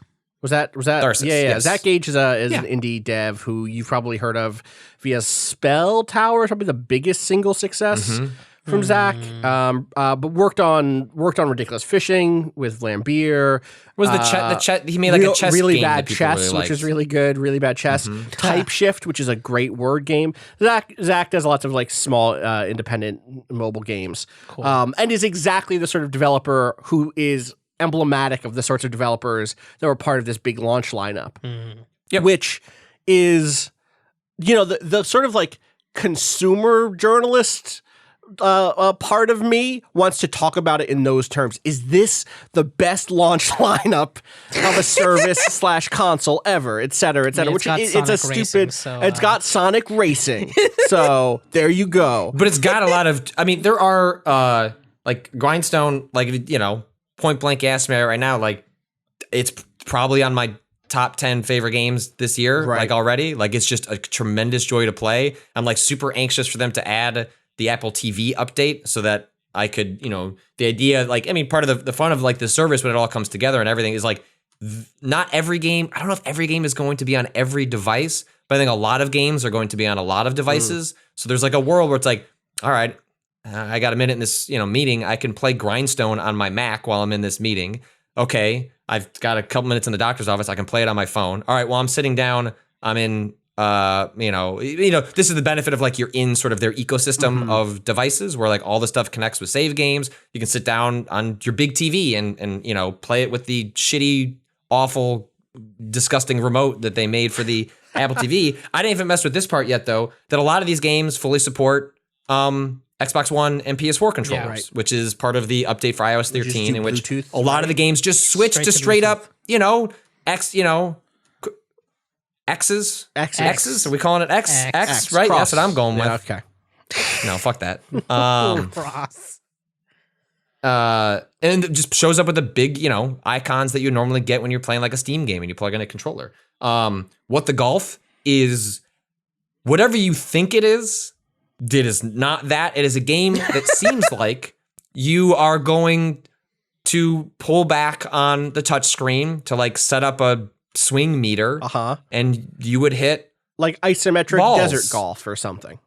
There's a desert golf section in this game, but it is not. Okay. That is not like. Okay. So like to give so much of the delight of what the golf is, what it asks you to do in ways that you are not expecting. Yeah. But like for example, there'll be sequences where like you're in a course, and then you do 3 different things in that course. So like let's say I don't know if there's the exact cadence of one of them, but so you pull back and you hit the ball and you get into the hole. Cool. Love it. And then it puts you right back into that level, and it doesn't tell you what to do. You're just like, all right, I'll pull back and see what happens. And the golf club goes and just starts flying off. Yeah. I just watched 10 seconds of a 30-second trailer and was like, I can't watch anymore. This is spoiling these bits. You don't want to know. You don't want to this. know because it's an extremely funny game that everything I've read, it only gets better and funnier and more interesting as it goes along. It actually, in some ways, reminds me of Sayonara Wild Hearts because it's just like bit, bit, bit. And it's just extremely funny. And like, I can see some of the joy of like a good mobile game that, is working, on a touch device is you can see how a controller would work, but it's like delightful when this is the best way to play it, that it was, like Grindstone is a game. I can see how you could do a mouse or a controller, but it feels best, operates best when you're just dragging your finger alongside the interface. And so, I mean, the Square game is bad. The various day life, just complete trash. What? Damn. But whatever. It's not. You didn't spend $5. It doesn't matter because, all right, cool, delete. There's 40 others. Like, I paid $5 for. I don't know right now, like, what the breakdown is. But I do know how it works. Like, is this. I know the kind of developers that signed up. So this is my big question. I don't think they would have signed up unless they're being properly compensated. But I don't know what that means. Wasn't it the whole bit was like, hours spent will equal that was some sort of payout. So that ends there up are being also my developers who I think are being funded by, like, Apple is like signing, or like, I don't know exactly how all the numbers work out. Like, if you choose the rosiest, most optimistic scenario of like, cool, this will work out for everybody and it funds a bunch of like games that otherwise wouldn't exist or couldn't survive because they would have to inevitably think about microtransactions in order to get to a budget that makes sense, then that's great. But I don't. Yeah. There's also a scenario where like this is really cool for like a couple of months, and then turns out that getting shuffled in here, nobody's playing my game. Yep. I'm not making any money, and now I can't do microtransactions, and so the game dies on the vine. Right. So this is like the thing for me ends up being this. There's a tension at play here, as almost always. On one hand is the part of me who can see all of the ways this could go wrong. And it's not just the thing that you just said. It is the thing you just said, where it's like, hey, there's so many games here that my game gets lost in the shuffle. And because what Apple has said is that part of the money that goes to developers is based on how long people play the games. Maybe my game doesn't stand out in a way. And that means that even though I poured my heart into this, and maybe with a small community, I could have got myself back up to breaking even. Here I didn't.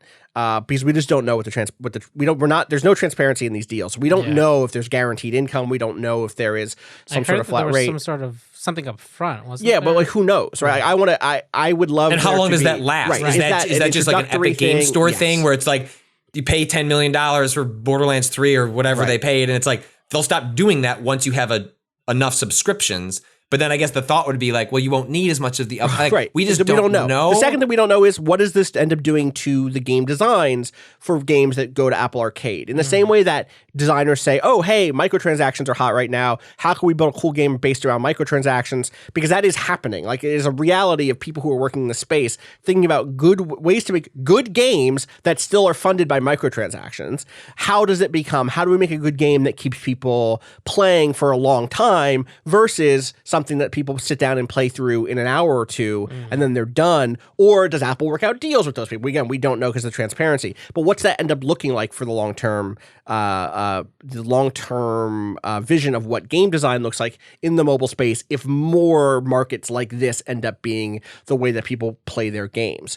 Another one ends up being like, what does this end up doing to developers who don't want to go into Apple Arcade? Right. Do they get worse promotion in the Apple Games section? Do they get like, what's that look like?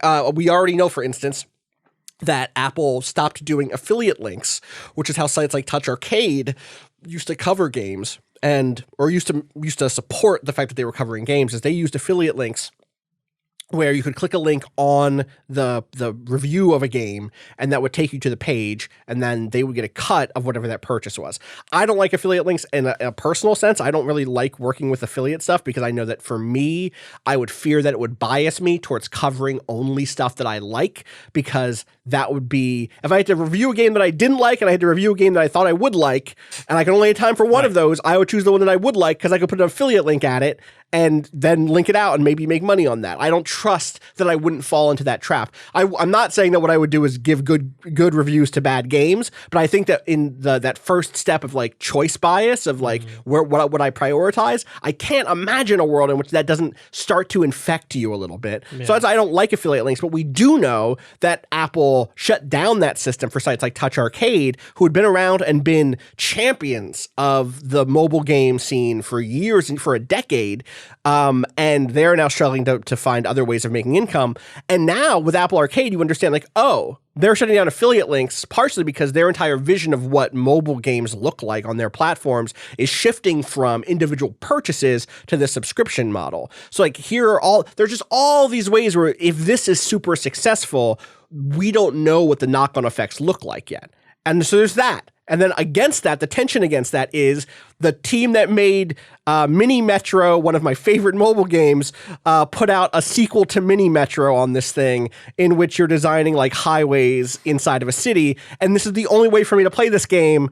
And I want to play that game. And so I'm probably going to get Apple Arcade and play that game. At least for now, that's also the thing that is not super clear. Right? So you have a game like What the Golf, which was announced prior to Apple Arcade. Right. It's like, okay, so that's going to come to Switch and probably come to other things.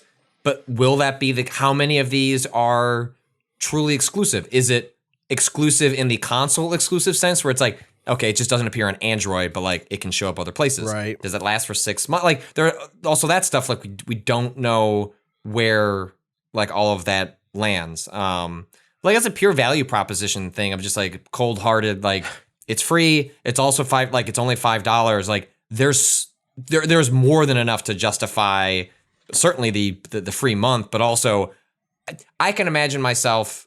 I mean, maybe I'll stay subscribed because that's just what I'll need to do for work, and it'll just make sense. But you know, the way I treat, like I only subscribe to Netflix and then Amazon Prime Video just because we have Amazon Prime to save money on shipping things. But like, I don't subscribe to like a bunch of other services. Like if I want to watch Handmaid's Tale, like I just sign up for a month and we just watch the show and then we cancel it. Like it's just so easy to suddenly start paying as much as I was paying for cable by signing up for 1,000 services and letting them lapse, that is the secret behind these services. They want you to sign up for them and forget they're on your credit card statement because they're only $5.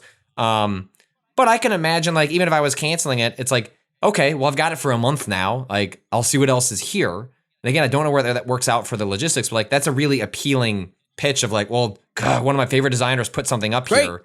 Maybe I'll grab 5 other ones and I'll screw around with this for a month, and then maybe you stick around for longer than that, because the bar of quality right now on there like is extremely high. Like some of the games on here like are going to be on like probably on my like favorite games of the year, and they're partnering with like the right kinds of people where I'm like, okay, all right. Let's go. The other thing here that is, to that point, the other one that I really want to play that's on there now is Overland, which is a game that I was following for years, right? The thing I do want to also say, or at least say that, like, put into the consciousness is, it is interesting to, it's like, this is not me dragging a certain style of indie game. This is not me saying, like, this aesthetic overlap should be dismissed, but there is a certain, like, prestige indie vibe that comes from a lot of these games. Not all 64, presumably, right? Oh, yeah. But when I think of Overland, when I look at Card of Darkness, which has like Pendleton Ward art in this thing, Adventure Time Pendleton Ward. When I think of Grindstone, when I think of Exit the Gungeon, like a lot of these things fit in this particular like XBLA Volume 2 like indie game, the movie casts this web of like, oh, this is what indie games look and feel like, which is a very sort of like market friendly, quirky, or striking in this particular like school of design way that is. Games are broader than that. Yeah. And I hope that over time, Apple Arcade reflects the breadth of that and doesn't feel like an Apple commercial. Do you know what I mean? There is something about, like, I love Mini Metro. When I look at Mini Motorways, its sequel, it looks dope. I can't wait to play it. But part of that aesthetic is that it is in line with a 2013 Apple iPod commercial or whatever, 2007 Apple iPod commercial, in terms of the way it has been like so carefully tuned for like upper middle class, America is, tuned to a very particular aesthetic sense that feels like, this is what quality looks like. And I hope that there ends up being a bigger breadth of experiences in Apple Arcade in the long run. Maybe, but I feel like it's right. The term, like the fact that it's called arcade, I think there's also a world in which it's just, these are the types of games that show up here because they, maybe closely match the kind of time that people spend on these devices, and that maybe it actually doesn't make a lot of sense for Apple to chase like a big, 12-hour story adventure game, and actually it's just that, I think, a lot of if this is just picking up like a certain version of the App Store and like game design aesthetic that went away as a result of like shifts in the economics of how you make money on mobile games, and this is just sort of like reviving that and just like putting it here, I wouldn't be surprised if that was the fate of Apple Arcade, which is not the worst fate, but you're right that it doesn't like necessarily represent the whole breadth of like what games are capable of and what we see, on other storefronts. But like I don't know that like you're gonna see itch.io I just don't know that like that's what I don't know what their curation is going to be going forward. Like it does make, like, I will say I was discouraged. I don't know how they put together like their events and like what gets picked, but like I remember my response from their event where they announced the pricing and showed a couple of games on stage a couple of weeks back.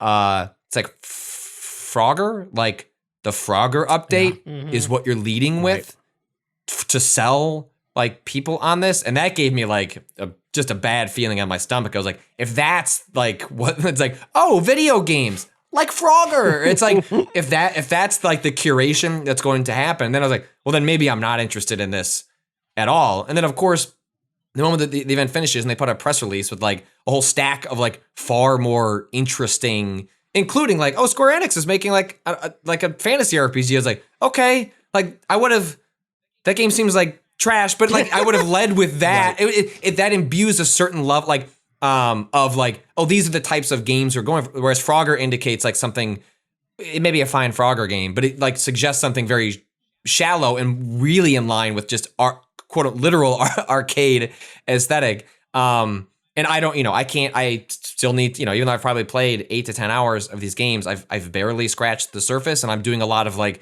going on Reddit, going on, message board threads to be like, all right, what else are other people playing? Like there was a puzzle game that at least want to shout out because it seemed really interesting, but I didn't get to spend a ton of time with it. Possessions is a really good one. It's where you're like, I like games where you're tilting the camera to like line things up in specific ways. Like that's like a really satisfying gameplay mechanic, and that's a really good one that I was playing with last night. Where is? I'll note really quick. I just looked it up. Apple is saying Tangle Tower. Tangle Tower. Okay. Tangle Tower is a adventure game, a point-and-click adventure game in which you're going around these really gorgeous and like really funny writing and voice acting. You're investigating these murders, and then like I think what it seems like the main sort of mechanic is that once you study the room, it brings up these word puzzles. So like it has like let's say 6 different objects, and then it's then below you have 2 blank spaces. And so you can drag the objects in there, and so you're like sort of like creating statements that are a comment on the scene in front of you. Yeah, like it's like for example, like the one I was playing with last night was like something along the lines of like paintbrush has blood because like painting was stolen. Like that wasn't the thing, but like that you're playing with these different phrases and words to add up to an observation about the room in front of you. And I've been reading that like it's like incredibly clever and like super fun and satisfying. But again, that speaks to just like, it's just in that dump, which I don't know how that's gonna play. And I feel like especially in this first wave, a lot of stuff's gonna get lost in the wash, but like without, that makes it like really interesting as someone who's like wants to dive in and play stuff. I don't know how that works for like the marketplace and the economics of these games, but it is kind of cool that like you can immediately be like, there were already sort of like diamonds in the rough, and this has been less than a week. That is a game from SFB who made Snipper Clips. And like this is the thing. Oh, right. Yeah. Well, there you go. Yeah. There you go. Yeah. The Apple site for this says 100 games through the fall. So presumably by the end of the fall, they will have 100 lot of plus games. I'm definitely going to pick it up, and subscribe at least for a couple of months just to see. Yeah. I've definitely been in a weird place with mobile games lately, and there has been... I haven't played one. I like, it made me realize how I have not touched one since like I never got into like Clash Royale and, stuff like that. And every time I try a game, I'd be like, this seems kind of interesting. And then just the money stuff weirded me out, and I didn't want to put in the time. And part of this is like not having a commute. And then also the Switch came along. The Switch, what happened was the games changed to an economy that frustrated me. And then the Switch came along and gave me exactly more of what I actually wanted, which was like, I want to be able to play fun, interesting, enjoyable games with something that's just nearby and it's very convenient. And the Switch doesn't fit in my pocket, but it gave me closer to the games I wanted to play. Right. And so this comes along at an interesting time where it's like the Switches kind of gave me what like I was the like mobile games were scratching at to some degree. But the Switch gives me like Breath of the fucking Wild. Right. No offense to Oceanhorn 2, which is very clearly a Zelda themed or Zelda inspired game on Apple Arcade, but maybe it's fine, right? But it's just like, I guess for me specifically, is like as someone that owns a Switch, loves my Switch, like where does this fit in there? Because I don't want the Zelda knockoff, which may be a totally fine Zelda-inspired game, but it's like I've got Link's Awakening right there, and I can play it. So, what am I looking for here? And like, what are the where does that fall in terms of the spectrum? I don't know. I stepped on your point there, but I don't know if like you fell into the same sort of. No, that's exactly the thing. Was like there was a time when I think about the early 2010s through through 2016. Somewhere in there, 2015, 2016, where like every season there was a game that dominated my phone time on my commute. A threes, a desert golfing, something in that space, right? These go back, forever. Right? There was just, since there were apps, there was a game that I was like, this is the thing that I'm going to play. A lot of Michael Bros stuff, which I love. These little like micro roguelike experiment things. I'd say maybe through when Reigns came out, which is right when I started here. It's like 2016. And then the last few years, just nothing has grabbed me. Again, I would dip into some stuff. I like Mini Metro, but nothing was like, oh yeah, I like Meteor Fall. I talked about Meteor Fall last week. Yeah. But like nothing really grabbed me the way Hoplite grabbed me, or the way some of the stuff in the early 2010s. And part of that was that I think a lot of people who I know who played mobile games ended up doing the thing that happened in PC and console games was like, this is my one game. Like, I know people who just play Dots. I know people who just play Grand Blue Fantasy or just play Fate Go. And like, shout outs to those people. I don't have the commitment. I don't have it in my heart. I've tried, like, I've been playing the Gundam Gunpla game. Yeah. Like, that game isn't good enough for me to want. Like, I love getting Gundam parts. I actually have made really cool builds in that game, but I can't even keep up with it. Even though I've not hit a wall in that game where, like, oh, I want to spend money on it. Like, it has been a totally, smooth experience for me. Yeah. And yet it's like, it's not, it doesn't, I don't have that ability to hitch myself to a single game like that for long periods of time. The Fire Emblem. I thought that was mechanically a totally fine interpretation. I put money into that game in a way that was embarrassing. Well, no, but I fell off it so quickly where I was like, oh, I got like 4 or 5 hours into it and was just like, can you just, I think we said this at the time, I was like, can you just port Fire Emblem to iOS? Yeah, like, you made a good interface for it, but like, just put Awakening on here and like, call it a day. I'll play that game again. No, totally. There was a degree of that for sure, which is like, which is part of why there was an optimistic version of my what is the knock-on effect of something like Apple Arcade, where like, well, if I outlined all the things that I think are negative about this, or that could be negative about this. And again, the chief one for me is I don't know what this looks like for developers and how they get paid and whether or not they go deeper into debt and blah, blah, blah. I would love for that not to be the case. If you're a developer who's working with Apple Arcade and you're having a good experience, please reach out to us. Let us know. We would love some transparency on this because Apple certainly hasn't been forthcoming in that regard. The more positive version of that stuff is like, well, is there a world in which something like Fire Emblem Heroes it can exist in this platform where instead of it being I'm going to play it for 5 to 10 hours, it's probably for me more like 10 to 15 hours, and then feel like no resolution when I'm done, feel like I'm just kind of like, and then I'm done with it. Instead, it's a 10 to 15 hour game that I finish. I go, wow, I beat Fire Emblem Heroes this year as part of Apple Arcade. And it ends up feeling like a nice, resolved experience that I had because it doesn't have to be an open-ended game design where they know most players will play for 10 hours. Maybe they put a couple bucks in at hour 10 and they stop by hour 15, but hopefully some of them stay on for 200 hours and continue to put money into the ecosystem and blah, blah, blah. And instead of designing 10 to 15 hour games, that's a potential outcome for this too. That would be that great. Makes me want but I don't know. If Nintendo has seemed like every time they put out a game and the way they talk about mobile games, they seem like in some ways like legitimately distressed over like what to do because they do seem like a company that recognizes, well, this is what the marketplace dictates.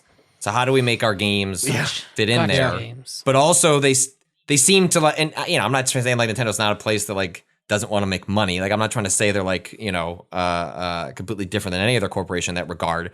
But the way their game specifically seems like they're having difficulty adapting them in a certain way. So I would wonder, like, maybe an early sign that Apple Arcade makes sense on a financial ground, even for a bigger company like Nintendo, is like if like one of their games premiered there, rather like where they say, actually, we're gonna forgo the microtransaction route, and we're going to build a game that's more along like player investment, and we'll make our money there. Like, that would be really interesting to see because you're essentially cutting yourself off from a certain type of revenue by entering into that marketplace, but maybe it ends up working out. I don't know. Yeah. We'll see. I'm going to check it out. I'm going to charge up my iPad, which I have not used in too long, and download a bunch of these this week.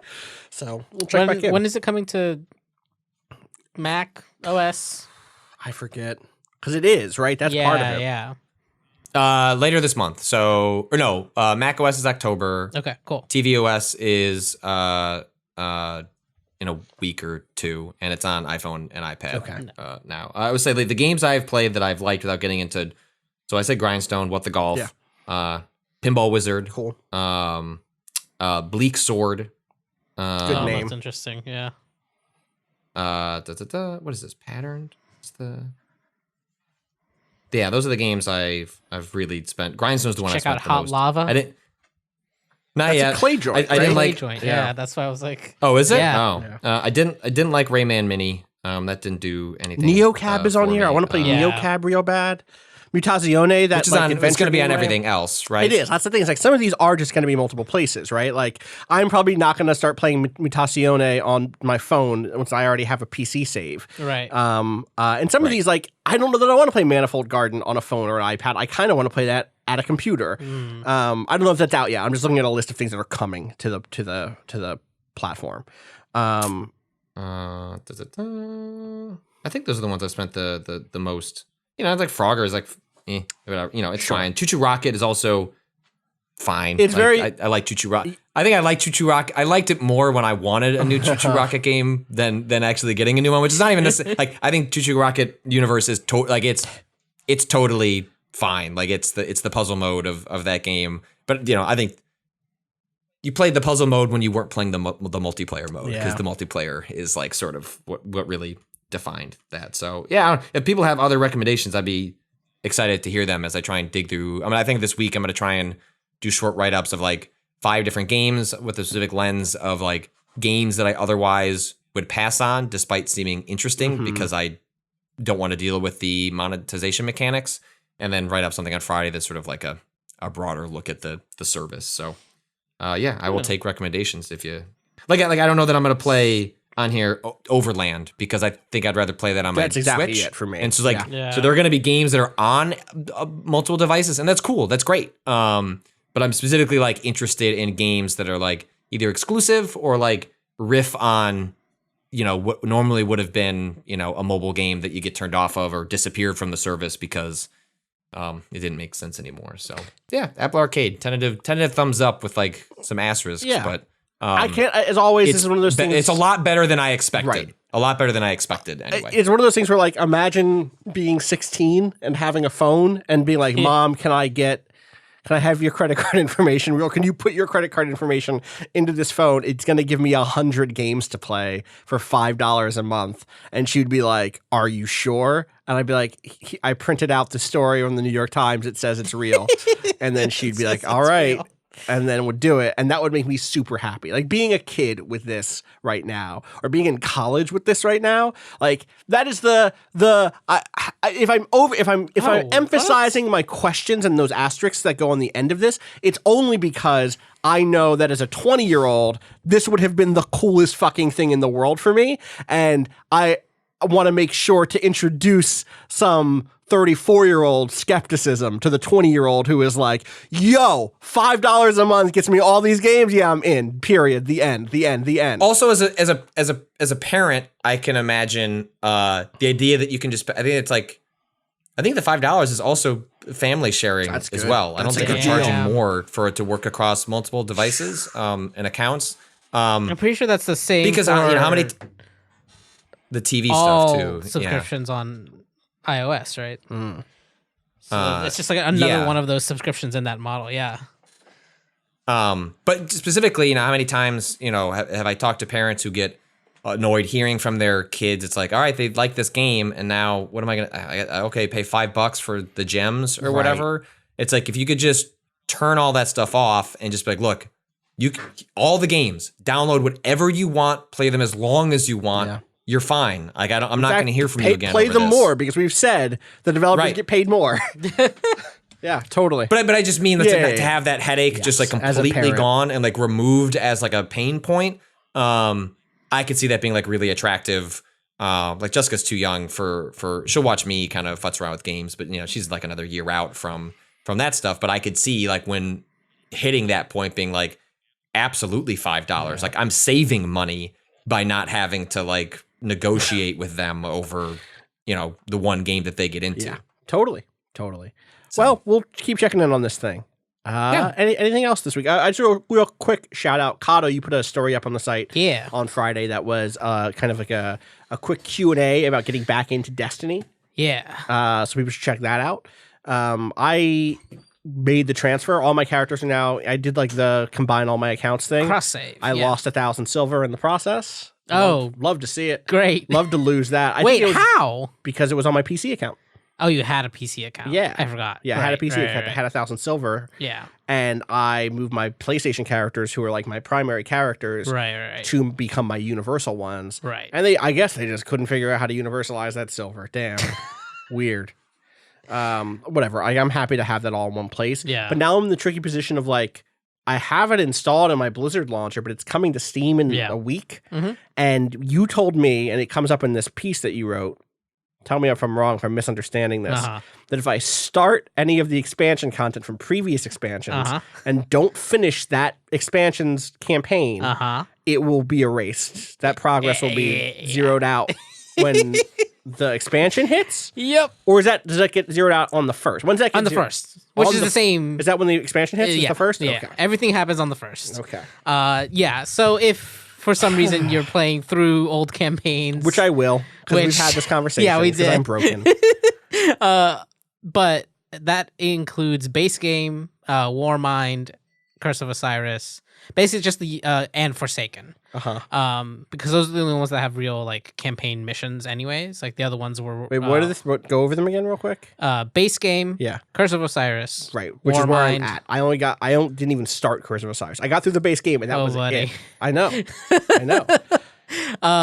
And Forsaken. All of those campaigns, I don't know why, but on the first, if you're halfway through that one of those campaigns, it just resets to zero. Progress, right. I don't understand. Other than that, though, it seems like. yeah. Do you have any other stuff you want to call out about that transition or about that switch over?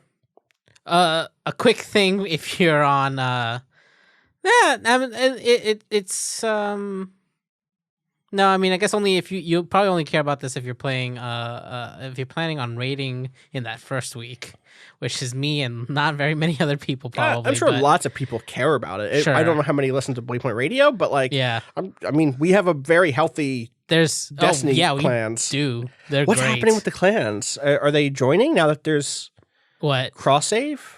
No, there's like there's just like we're full on the ones that are there. Gotcha. And the next one that we're gonna open is just gonna be cross. Cool.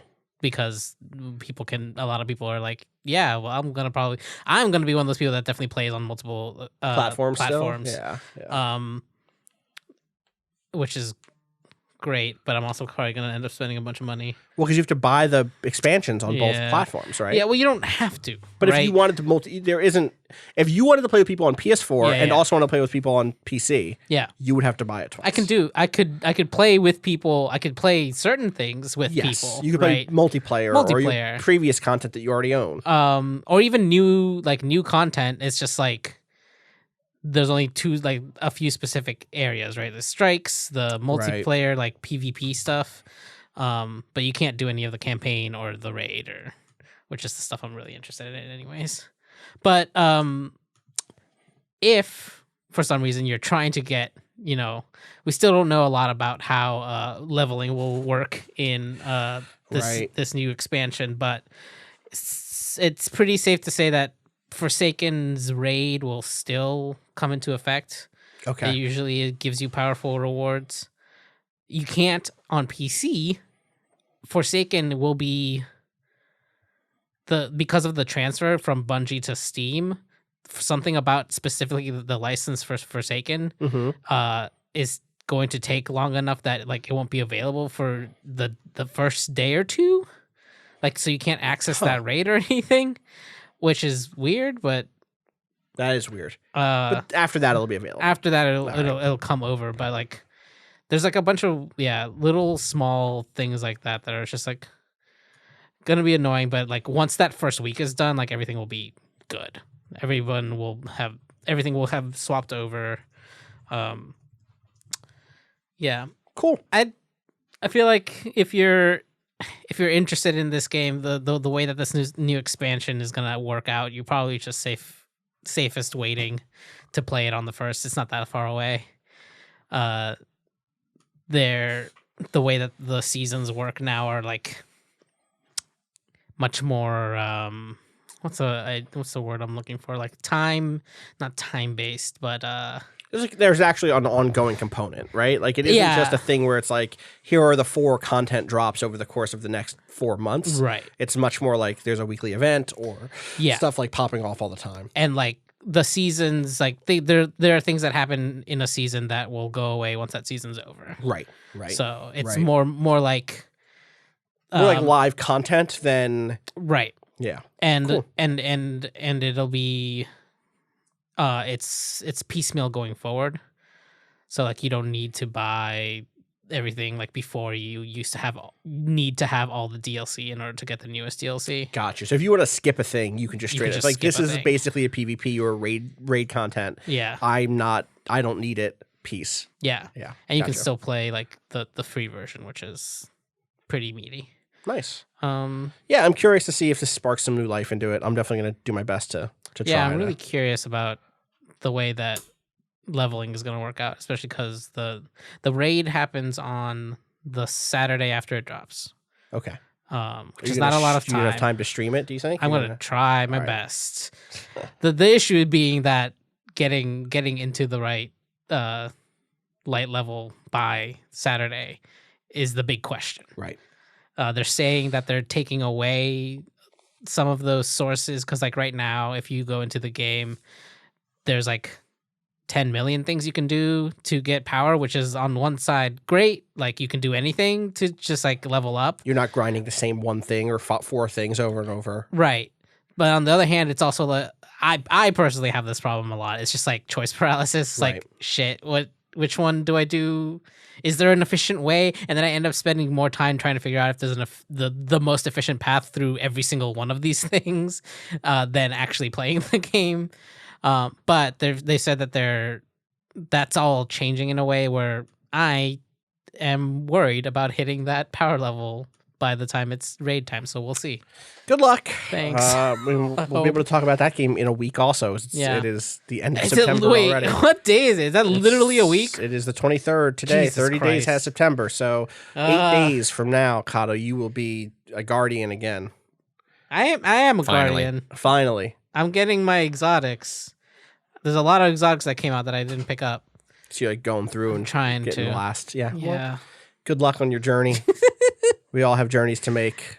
My next journey is to get lunch because we've been podcasting for quite some time. Thank you for listening to us. Google just announced a Play Pass For Stadia? For like Google Play. So they're Google doing Play Pass, which gives Android users access to more than 350 games and apps for $5 a month. This is from macrumors.com. I'm just reading their article. I want to just make sure I just rip their lines. Google's version, like Apple Arcade, provides games to customers without in-app purchases and without ads. There's a family sharing option and a Play Pass subscription with 5 family members. Google's service is not limited to just games and includes titles that are already released, such as Stardew Valley, Terraria, Monument Valley, Knights of the Old Republic, Facetune, and AccuWeather. Google's offerings are Can't also not fucking wait exclusive, to check the weather. which is one of the key features of Apple Arcade. With Apple Arcade, all the titles are only on the App Store when it comes to mobile devices, but some are developed on release for console. Apple Arcade is also limited to new content and doesn't include popular old apps. According to The Verge, Google plans to play developers through user engagement with apps, though it's not entirely clear what that means at this time. Google said that it's more than just screen time or number of app opens per week. That's really some fuzzy ass math, which is probably similar to Apple's stuff here. My question ends up being, how fuzzy is it for developers? Right. Because there's a world in which you're a developer, you have an engagement score with each. Oh, my engagement score is 3.8 this month. Or is it broken down? I wonder if there's a floor, right? Like you can imagine a world where it's like, look, like we project you will make more money. Because also this is what Epic does, right? Like Epic, like knowing that they have like they pay up front, but also are saying like you'll make a bunch of money, on the back end, like that's the reason that was the Ooblets, like developers, when they're like, the money we're getting up front from Epic is more than what we projected to make if we launched on Steam, and so we're already in the clear. Like, I wonder if there's a world where the way this stuff works is like, we project you will make X amount of money, but if you don't, we will kick in Y to have made it worthwhile, right? Because then that's like a different proposition, right? Like, it's like, okay, we can budget against this, we're good.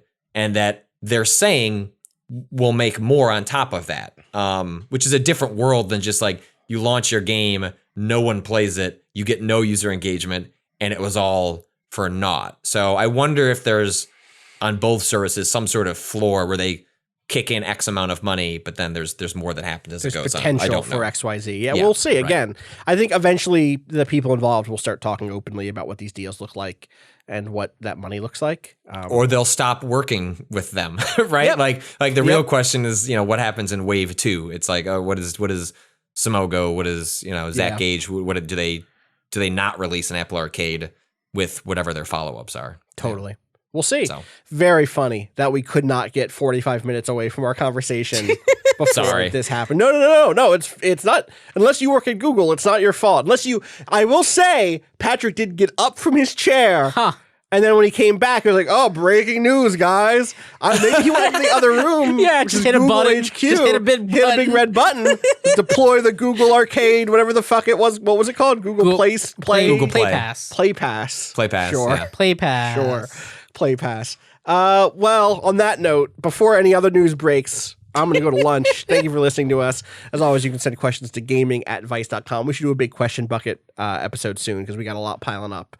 Well, there'll be a lot of news this week, too. There's a Yes. state of play happening with Sony tomorrow. There are pretty credible rumors that there'll be a new Batman game. The Last of Us 2 is going to be shown for the first time, or they're having an event. Maybe we should do that this week. Maybe we should do a news plus question bucket thing for Friday. Yeah. Keep it focused on game stuff this week. We'll see. Cube World. Someone go play Cube World. Can I tell you the truth? Huh. I may have opened it up like at the very beginning of this podcast. I'm like, can I sneak in some Cube World? And I was like, no, you're the host of the podcast. Close that fucking game. I did look at the forums and people are upset because they changed the progression mechanics in that game to be gear based instead of be level based. See, Cado's in. Oh, hell. We'll see. I'm going to take a look at it today, and I'll probably write some stuff about that game in general in the next week or two. We'll see.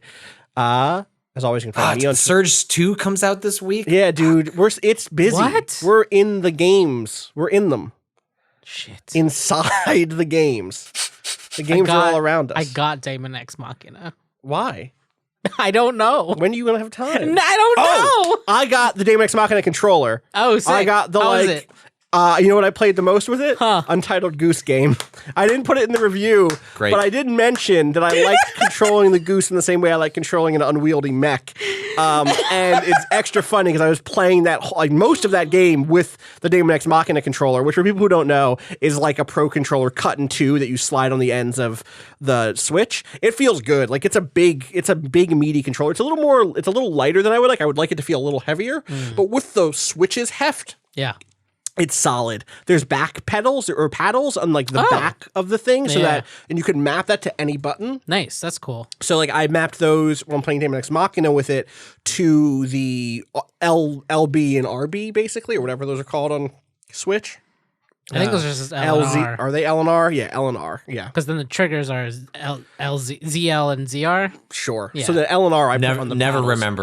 remember. Every time I go through a me tutorial, too. it's like, whoops, hit the wrong one. So that controller is cool. That's what I'll say. I don't know if it's worth the money necessarily, but it looks very goofy on my desk because I leave them in while it's in the dock, and it's just like two giant half controllers coming off the sides of the Switch. But it's been very fun to play on a couch or in my bed or whatever with those new controllers. Anyway. Gaming@vice.com is the email address. Find me on Twitter at Austin_Walker. Find everything Waypoint does, Waypoint@vice.com, Waypoint.vice.com, Twitter.com/Waypoint. Cado, where can people find you online? Fucking playing a strike in the Dreaming City so I can get _Cado_ Pierce. Patrick Klepek, how about you? At Patrick Klepek. As always, shouts to Bowen for the song Miss You, for links to use the song Miss You off the EP Pale Machine. Find out more about that at waypoint.zone/BOEN. We'll be back later this week with more from Waypoint Radio. Is my daughter going to start making Mario Maker levels to torment me in the future? I hadn't thought about this. Yes! Jessica. Is this Jess just like a future, like, am I in a sci-fi movie? But then did you send the letter on her behalf from the future? I think so. I think so. Who, you know what? Interstellar up in here. Yeah, it would be very you to do that. To be like, oh, I'm going to fucking torture. Well, or is this a situation where you're like, well, I hate that I'm doing this to myself, but I know it happened. So to keep the time continuum right, I have to send this time travel letter back in time, this postcard with Jess's letter. Future Patrick is like, this will be good for your subs. Like, you're good. There's going to be a good clip in here. Go check that out over on Patrick's Twitch and YouTube channels. I'm very excited to catch up on those. God. All right, everybody. That's going to do it for us until later this Still have week. to finish Control. We all have a lot of things to do, and so we're going to go do them. And I'm going to start by eating lunch. Bye. Peace.